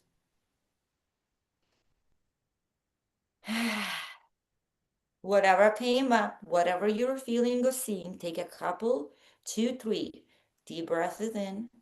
And again, maybe let it out through your mouth with a sigh, settling into all these, feeling even more clearly. Not making them go away, not trying to clear your field. Simply, as Alana said, just we're being with it right now. You might even be sitting there and be like, I don't feel anything. Perfect. No thing is perfect. Now, as we're getting introduced, maybe some of us met it for a while, maybe we befriended it and best friends, your field, your energy signature, your body, your core beliefs, and all of these systems buzzing, running perfectly within your body. At the moment, we're going to invite the grief to come up. Let the grief events, people that brought you grief, situations that you allowed the grief to overflow, or whatever associates with grief right now, let it come up in your mind, in your body, in your field, in your emotion. Maybe you can even see and visualize that event, that conversation, that phone call. Maybe you're grieving yourself. Maybe you're grieving yourself because you sold yourself bit by bit without knowing. You kept selling out on yourself and playing small for all the years, and you're grieving deeply, and you can't go there because you don't even know where to start rebuilding yourself. Well, right here, right now, going into that grief of every time you didn't speak up for yourself. That's where I'm bringing you back into your center of yes. The trigger, the activation of the grief started in the situation seemingly outside of us. Seemingly somebody else did it to us. And it feels as a fact, and it's okay.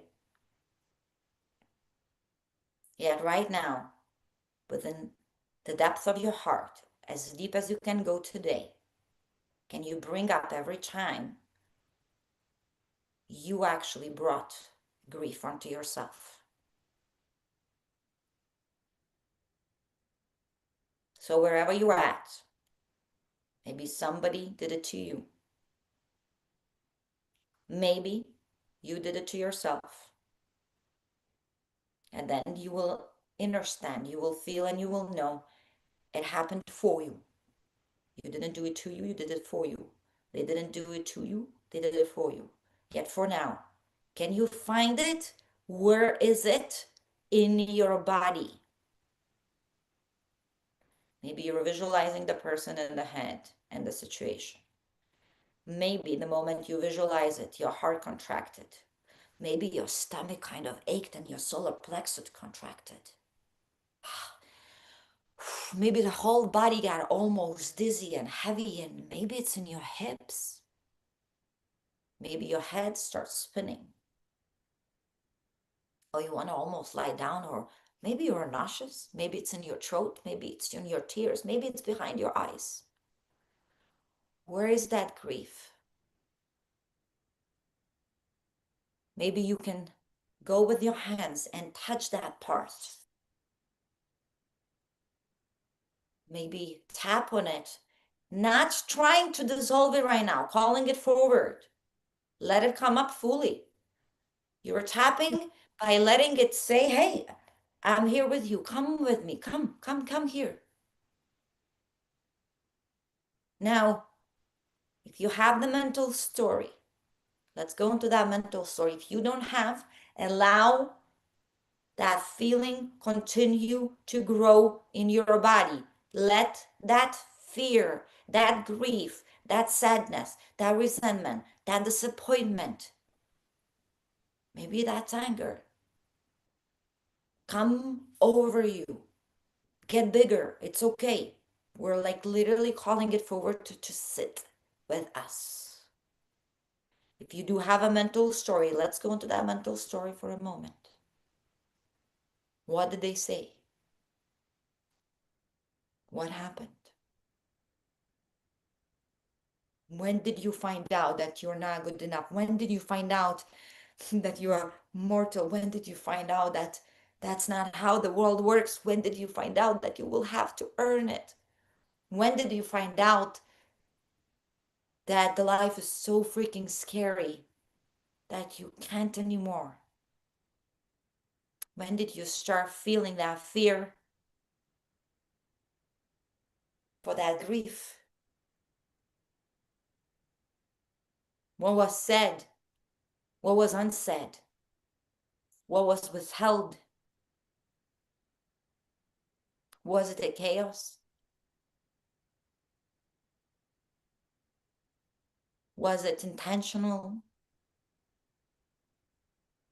You can run through all of it because you probably these, rewinded these tapes and these stories and she's so many times without allowing yourself to fully go to the other side of the feeling and then taking the responsibility as well. Now, yes, maybe this person, this being, this lover, this father, this husband, the mother, the sister, maybe they left you. Maybe they died. Maybe they simply walked away.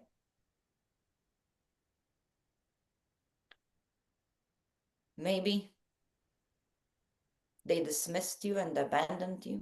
Maybe. Be with it.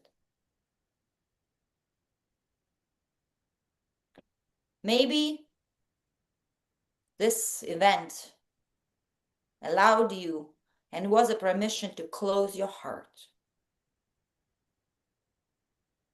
And it's okay. Yet let's look at it now from the other side. Can we agree that hurt people hurt people? That I agree that most of our pain, sadness, grief, resentment came from us when we were closed-hearted or from someone that was with their heart closed in that moment, that operated from fear and protection.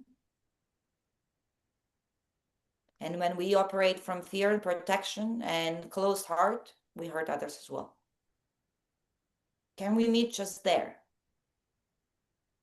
As all beings together, all as one, all their individual and different expressions of the source. When we had our hearts open, we will be a permission slip to open the heart for others. When we have our hearts closed, we will be the permission slip for others to close their hearts.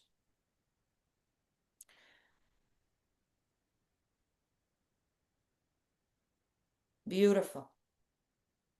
Maybe you're coming a little bit more into neutral. Maybe the pain and the grief is kicking and screaming. Maybe you're at this point crying and don't even want to continue with this meditation slash ritual. Take a pillow and cry in it. Beat it. Maybe right now, right here, you actually want to express your anger. This is perfect. You don't even have to pause the video. Grab a pillow, beat it. You want to break something, break something. Grab a plate and break a plate at your house. Maybe you just want to close and put the blanket on your head, right? Go into the smallest ball and disappear. Go do that. That's totally fine. Yet at this moment, can you admit to yourself that although these situations, these events, the people were permission slips that allowed you to close your heart from that moment that you did that? Who is the one that's walking with a closed heart? Who is the one that is carrying the infection? Really, as a tooth infection and the fear. That's how I see the grief that is not grief. That's how I see the anger that is not expressed. That's how I see the sadness that is not felt. It's infection within the body. And what happens when we are the ones that close the heart and continue to walk this earth? Are we not becoming the grief itself, that infesting everything else that we touch with more grief and more sadness, more resentment?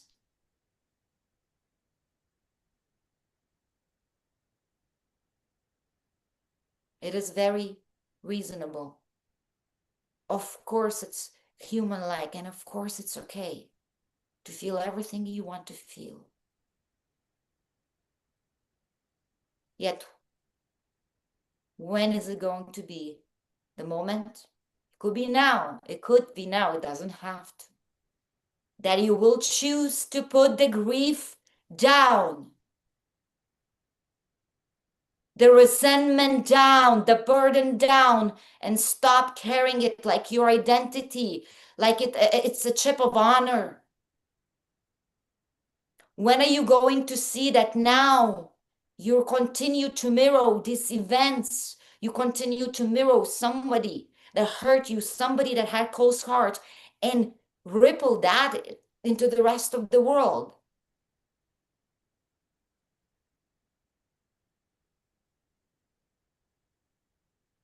How am I better than that someone that hurt me? How am I better than being alive than death? If I live without able to grieve the death, I live half a life.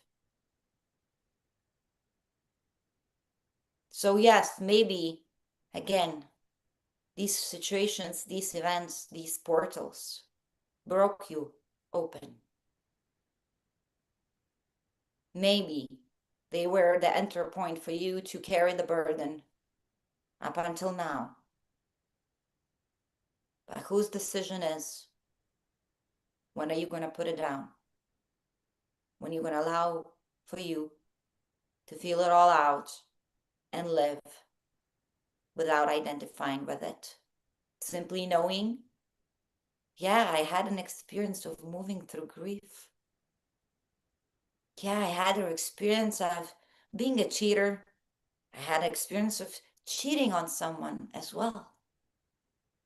And someone cheated on me as well. Yet the decision of how I see other men or women, do I have to see them as cheaters? Do I have to see them as liars?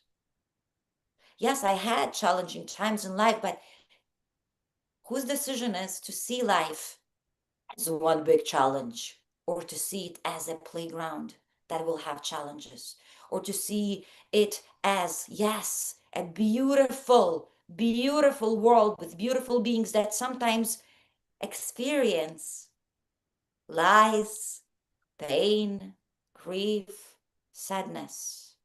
Because if you are identifying with the grief itself, with the event itself, with that person itself, and you put these labels on the rest of the world, guess what? You are rippling the same.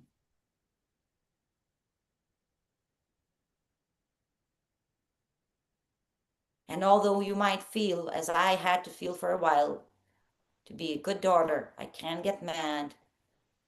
And without being mad, I couldn't grieve my dad. I wasn't being a good daughter. I was being nasty daughter to my mom. I was being even nastier to myself.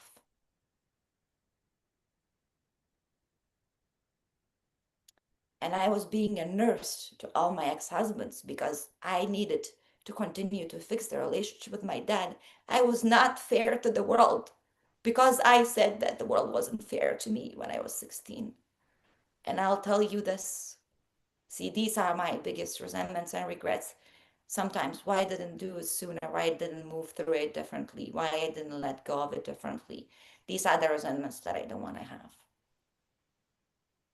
I rather have a resentment of feeling too much, saying too much, expressing too much. I rather have a resentment of dramatically right now expressing my grief and really breaking something on life. I rather have this resentment than not. So you will choose how you want to continue to play. Maybe while you're still crawling through the pieces of the broken glass, because your body feels like every move is a fresh cut. Don't we know these feelings? We do. But you don't understand how fast you will start feeling the liberation and the freedom of every moment, no matter how painful it felt. Because if not you decide how your life goes, if not you decide the experiences you want to have, if not you that declares how grief gets to move through you, who will? Your past events, your ex-husbands, your sisters, your narcissistic mothers, what? Who will?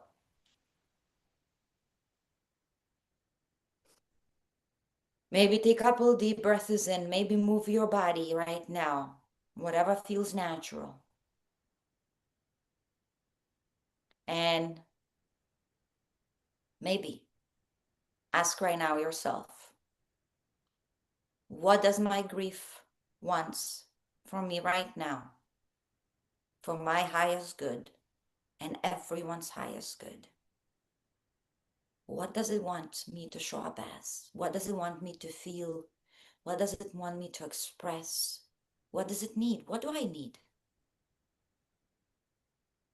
As you went into mental stories, into emotional feeling, into even recognizing where's the grief on your body, you can support yourself through this, recognizing as, see, my mental story who's grieving is a little Roma. My body, where is it stuck, right? Is that healer Roma that is not supposed to have anything in her body anymore unresolved, right? It's so much more easier for me to move through this because none of both those two is me. These are the characters that I play. And these are the characters that gets to be supported by my no thing, by my awareness, by my higher self. So what does my little Roma today needs? What does my grief needs? How does she wants to be held? How does she wants to be expressed? What does the Roma, the healer, needs? How does she want to be held? What does she want to feel today? Take a few deep breaths in. Oh, let it out. Maybe even shake. Ah, let it out. Maybe even shake. Maybe open your eyes gently. Don't look into computer straight away. My suggestion is this. We'll finish this call, and I invite you all strongly, go into the journals and integrate everything that came up. Go into the journal, share whatever you need to share. Go into the journal, maybe get anger out. Maybe do get the pillow and beat it up. And after you journal, go into the mirror. Put both your hands on your heart. Maybe hand one on the stomach or shoulders, maybe on the pelvic and heart, maybe a hug. Look into your eyes and tell that little Roma and tell that adult Roma and tell that Alana that you are here. You're here. You're here for them while they're grieving. You're here for them like while they're wallowing in the resentment. You're here for them and they can do and be whatever they want to be.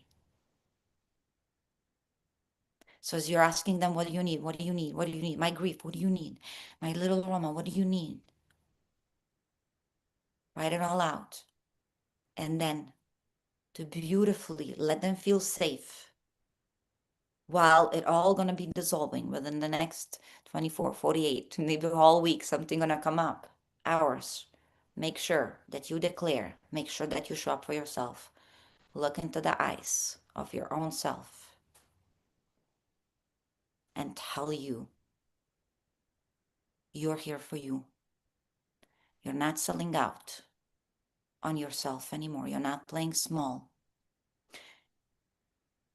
Maybe it was the most painful event in your life. Maybe it still is. Maybe the grief was the biggest chip of honor that you were carrying. Maybe it's still the most stable thing that you can hang on to. But look into your eyes and promise to yourself that you will move with it in a ways from now on that it will stop and it will not dim your light, that it will not allow to spread the infection, not only into your field from your body, but into your house. Because beautiful beings, if you're grieving, if you're miserable, no matter how good of a heart we have, no matter our intention, I bet you people around you are miserable and people around you are sad.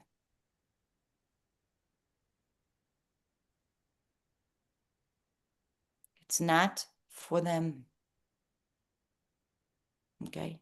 But sometimes we think that it's for them, like we're doing it for them as well, you know? So, yet you do it for you. So, little sit with it, move through it naturally, journal, ask what you need, ask what you need, ask what you need, journal automatically. Don't need to know what comes. And if nothing comes, just, oh, nothing comes, I don't know. I did this and nothing at all came. And then continue to write, something gonna come. I'm telling you. Right, Alana? We know it. Oh yeah. It Yeah. always comes. It was like, oh, I'm just gonna write until what is this? Why I don't know what to write here, and it's so stupid, and nothing came from me, and it was so then, oh, and then suddenly ooh, comes up, and then Mm, go and do yeah. 2 minutes, 1 minute, literally 60 seconds, 5 minutes in the mirror, in your eyes. You're safe. What do you need? I'm here for you. Grief, scream, be messy, be the monster right now. Because a lot of grief requires us for the little monsters to come out. Mm, And I feel like mhm. people are suppressing their monsters because we're made wrong for being in the Yeah. tantrum, right? Um, Throw the tantrum of your life and freaking celebrate it. Alana, take it from here, whichever way you want to go, right before we Mm, close. so beautiful, Roma. I really dropped in that process. What Yeah. for you, if you don't mind share, if you don't mind sharing quickly, yes. Yeah. Well, making contact with the grief in my body and the unmet needs of little Lana and my body. And so really the presencing, being with the sensation is it's all that it's asking for. Just be with me. Be with And me. then, yeah, and if I would ask you, again, the first thing that comes up, little Alana right now, what kind of a present she would want the most, right? Does she want to be appreciated? Does she want to be seen like a daughter or a good mom? Does she, what is the presence that she would want the most? Um, I mean, it's as simple as that. Presence, Okay. love. Okay. Yeah. Okay. Yeah. Here. Here. Here. Yeah. I love it. Yeah. So before we go, before I close it, are you open for a little presence and a little appreciation from me to little Alana? Oh, sure. I appreciate that. Okay, cool. Hmm. Are you open? Say, Yeah, I'm I'm open. open. Okay, awesome. I'm open. I love when people say I'm open. I know mind already sends a signal to open the hearts more. I always ask. Yeah. Yeah. Yeah, yeah. Are you open? So right here. Um, So right now is little Ramut that comes out. It's our the children that are connecting deeply. And the tears that came out through the meditation, it was literally little Ramut that came out. I could feel her. So Mm, it's little me to little you. mm. Um, I cannot imagine anything really cooler that like when we grow up, you and I gonna be co-creating so much freaking awesome shit. I'll say that. That's how they get. That's how I Yeah, speak. I'm getting excited. Look, I I'm love even it. blushing. I'm literally little I woman. love it. I love it. I love it. I cannot imagine that like you don't understand what we become. Mm.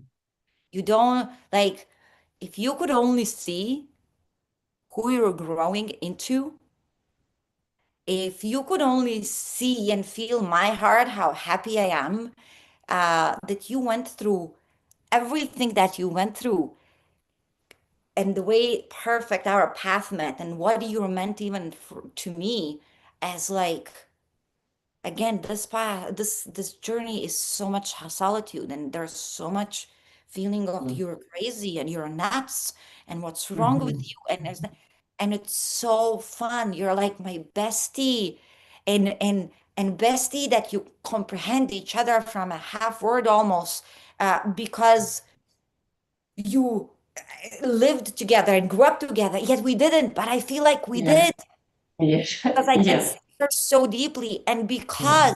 because everything she endured, you little Elena, because you endured Mm. everything the way you did, and every turn and decision and situation in my interpretation, it was absolute perfect. Mm. Mhm. Mhm. Okay, Yeah. masterpiece because we are here. And your words, your tone, your voice, your message, your presence is medicine itself. And you Mm. don't become medicine without going through this. You don't Mhm. become it. So thank you Mhm. for you. Mhm. Thank you so much for being here. And we're going to make sure that little Anna gets more and more time and more presence all the time. And we let little Roma and little Anna lead this game because they're Mm. so Yeah. creative. They're so creative. They're Yeah. absolutely, when I am little Roma, everything comes effortlessly. Finances, Yeah. clients, Yeah. master classes, podcast, this pod, it came Yeah. because she sat and she played in the evening and it was fast. Yeah. So Yeah. thank you so much for you. And everyone, in fact, the way I asked what she would like as a present or whatever, um, you get to go and ask your people today or Mhm. tomorrow after Mhm. you do this little rituals, and then you say, I am here for you. I am here for you. I'm here for you. You go and reach out. You reach out for support. You do ask for love. There you go. Here you go. On love, he came. Yes, ask for love, and you came. Yes, you did. Mwah. And you Aw. ask for love, and you go and snuggle with the pop, whatever you need. Maybe you call that friend and you be like, you know what? I remember you said sorry, and I said, it doesn't need to, but I actually needed this apology. Thank you for Mhm. doing that. Mhm. I did recently that to my mom. She actually apologized. She Mhm. usually doesn't. And then, I was like, oh, and I didn't really say anything back. Tomorrow I called her and I was like, wow, I want you to know it hit me deep that I didn't even Oh, respond, but I really needed it. Uh, yeah. for that hug. I'm at this point with my mom in a relationship where literally we call each other. And if like I feel her on a little bit and I'm already like, mom, I just had a lot of calls. How do you want me to support you? And she has the Mm. same of me. I call her and I'm like, Mhm. Mom, I'm spinning just to listen. And sometimes, actually, a few months ago, I had a big a speech or something. And I was driving and I was like blank and freaking out. And I was like, wow, again, this ritual, like where I don't want to do it. I called my mom and just told her, it's the same. So I don't have really much to share. I would like a pep talk, please. She gave me a Ah, beautiful pep talk. That's about it. I didn't need to go anywhere. And I was, you're the best. You yeah. can do it. You're my daughter. You're there. You're there. And I was like, oh my God, awesome. Okay. I said, thank you. That's all what I needed. Yeah. So you get to, as you promised to yourself today that you're there for yourself, you get to declare to the world, not only to yourself, you get to stand as this, you get to speak as this, and you get to reach out and ask for support. Because I think that's another thing where a human default position was in such a Mhm. dismissal Yeah. to Yeah. run support. We felt always as this is an honor, where most of us were absolutely not in honor while supporting everyone Mhm. else because we were not in Mhm. ourselves. And to Yeah. ask for support, it was always too weak, where we are Yeah. one. And that's the only Hyper thing that independence. Yeah. connects Mm, us, right? Everything yeah. was inverted Yeah. because Yeah. Alana sharing about her stuff right now supports millions. I'm sharing about my own stuff, support, here you go. Yeah. Yeah. Yeah. Um, It's so yes, true. Yeah. yes, thank you. Anything else? And we're gonna close it. Oh, that feels complete for me. Yeah. Beautiful. And I Yeah. love it. Yeah. We did, wait, how long we took? Oh, 2.5 hours? Yeah. Well, we didn't start right at 10, but yeah. Okay, but okay, almost. Wow, that's the longest one, by the way. I I love it. Yet today, I we both felt I feel like very much flowy. Um, Yeah. so I love Yeah. it. Okay, Yeah. so Love it. first of all, you find I will attach some links, maybe not today. Yet I will attach Alana's links, maybe even today. Today, tomorrow, where to find her on Instagram and whatever she'll give me. You'll give me everything. Yeah. Yet Yeah. uh, Yeah. yes, yet I know she has a YouTube channel that is not doesn't have anything It's up not until super active. now. Instagram is the place to find me, but yeah. Okay, Yeah. yeah, here we go.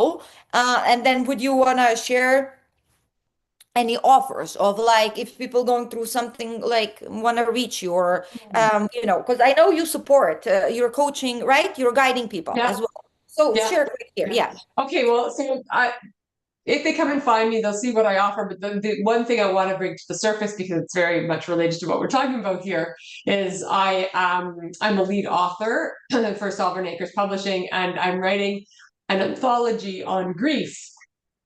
Yeah. So I'm calling in authors to share their stories. So puppy.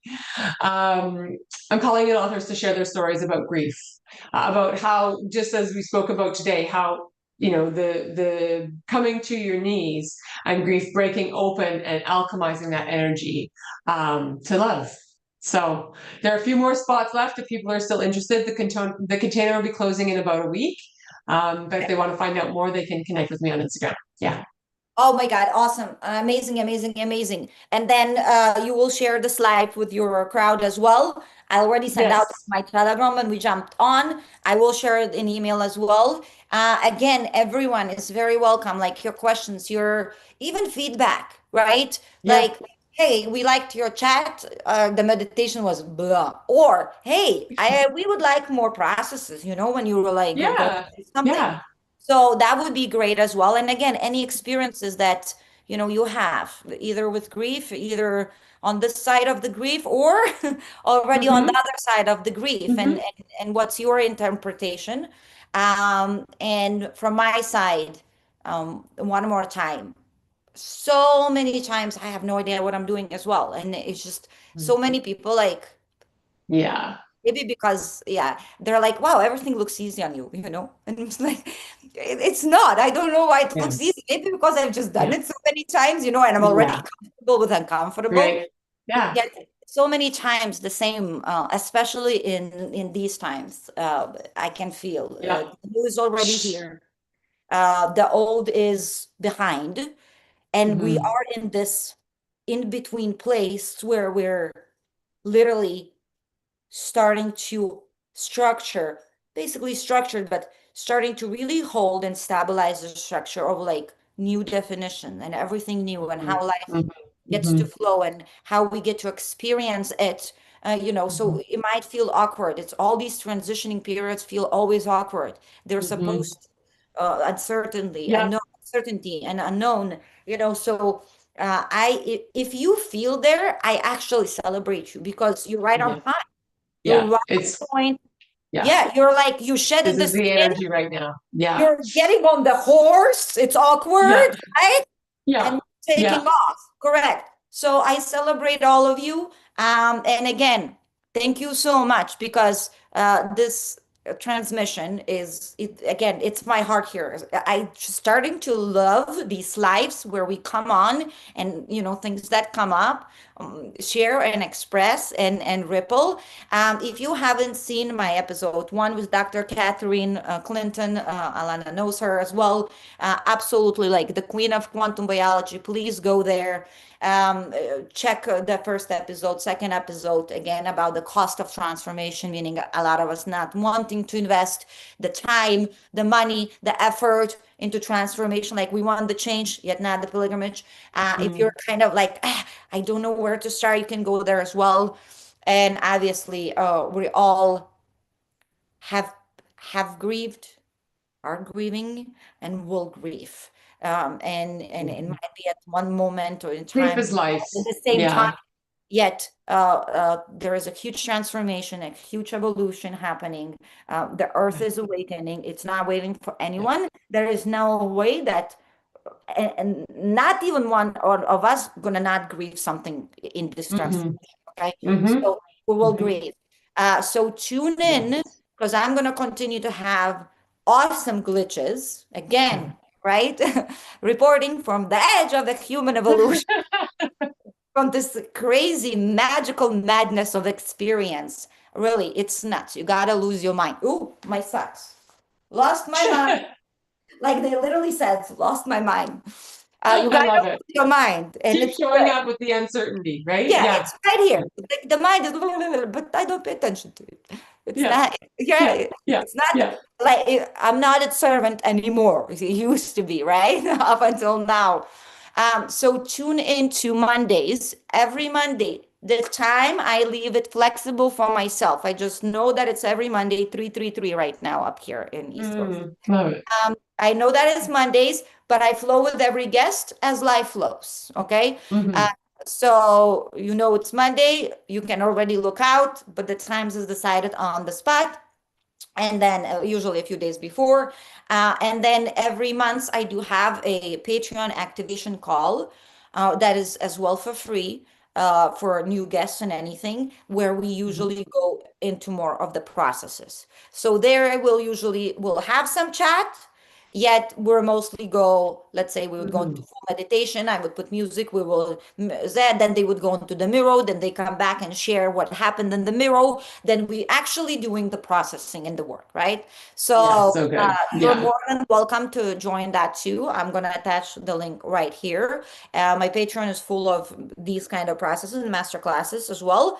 And in fact, oh my God, my website has probably around 30 PDFs, free download, all little questionnaires, self questionnaires, and processes. Because I've done these and I've created those for many years now. And they're profound, really. I can take you into the place. Like Hmm. today, we could have taken the place where they don't want to let go grief. I mean, if I would have done longer, that's before where they would allow themselves to let it go, right? They would go where they don't want to let go of grief and they're pretending they're dying with the grief. And now they gotta write the last letter Yes. to someone that is So, still alive, right? yes. Yes. So taking Yes. into That's these, so powerful. Yeah. yeah. Yeah. And really, I had people after these couple meditations, they're like, oh my God, what am I doing? Like, I couldn't, there. And then they got to share it with me. They actually have to read it and ask me if I'm going to pass this message, right? Mm. No, and they're like, I can't. Oh my God, what I'm doing. Yeah, I just Hmm. fight with my husband this morning. Oh my God, I just died. Yeah. So Yeah. I Yeah. have I have free PDFs that you can print, go into the mirror and fucking talk to yourself. Print, write things down. From uplifting yourself to going and meeting your own ego and checking it Hmm. with your own Hmm. gaps, right? Where the Hmm. last time I lied to myself? When was the last time I promised and I didn't do it? What was the last time I didn't prioritize myself? When you see this list, you stop being mad at the world at all because you see, you're like, nobody is It's doing it. within us. It's what I'm Yeah. doing to Yeah. myself. Yeah. So absolutely, Yeah. it's out there and it's all free download as much as you want to, as long as you're gonna actually sit with it and Yeah. actually go down this journey. And Yeah. yeah. So that's another story. Powerful. Yeah. Thank you, thank you, thank you, Alana. Mm. Yeah. Thank you. You are It's true always joy. such a joy to connect with you, Roma. Yeah, you are Yeah. true joy. That's what I said. You are true joy.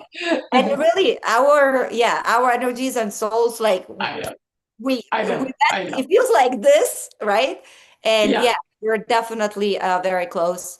I am declaring such an ease for every heart that tunes in, that allows themselves to feel whatever they need to feel. I declare Mm. We're moving through these challenges with surrender, acceptance, Mhm. and ease. Yeah. Every cell of our bodies filling up with bliss as I speak. And as a minimum, we don't feel alone anymore. No Mhm. matter what you're going Mhm. through, no, Yeah. we're all in Yeah. this together. We Yeah. didn't talk. That's why we felt Yeah. separate. We Yeah. didn't know what to say. We didn't know how to come up and open up fully. But we all were going through this for quite a Mhm. while. So Mhm. you are whole. You've been always whole and complete. And grief has nothing on you, has a Mhm. lot for you. Yeah, absolutely. It's Gifts, here for us. Our life is here for us. yeah, Yeah. for you. So thank you, thank you, thank you today for Yeah. allowing yourself to be here with us in this magical madness grief. Yeah. Thank you. Mm, Everyone else, I'll see you next Monday. And Alana, I'll see you very soon. I don't know when, yes. but we're always Yeah. in contact. Yeah. Yes, bye, beautiful beings. Bye. I'm gonna Thanks. get out of the live, Thanks, yet Maggie. I'll keep our Zoom just to say bye for us. Yeah. Yeah. And my Okay. pup says bye. Where is your pup, by the way? He's I sleeping know. still. Yeah. Oh, okay. I know Alana. We're like, I wonder if our pup's gonna be quiet or not. They were very Yeah. good. Yeah. He's snoring over there. Yeah. He's like, oh, they're grieving. I'm done with this. Yeah. They're grounding us. They're, yeah. He's like, I'm done. I Yeah. love you all. We'll talk very, very soon. Yeah. So now, finish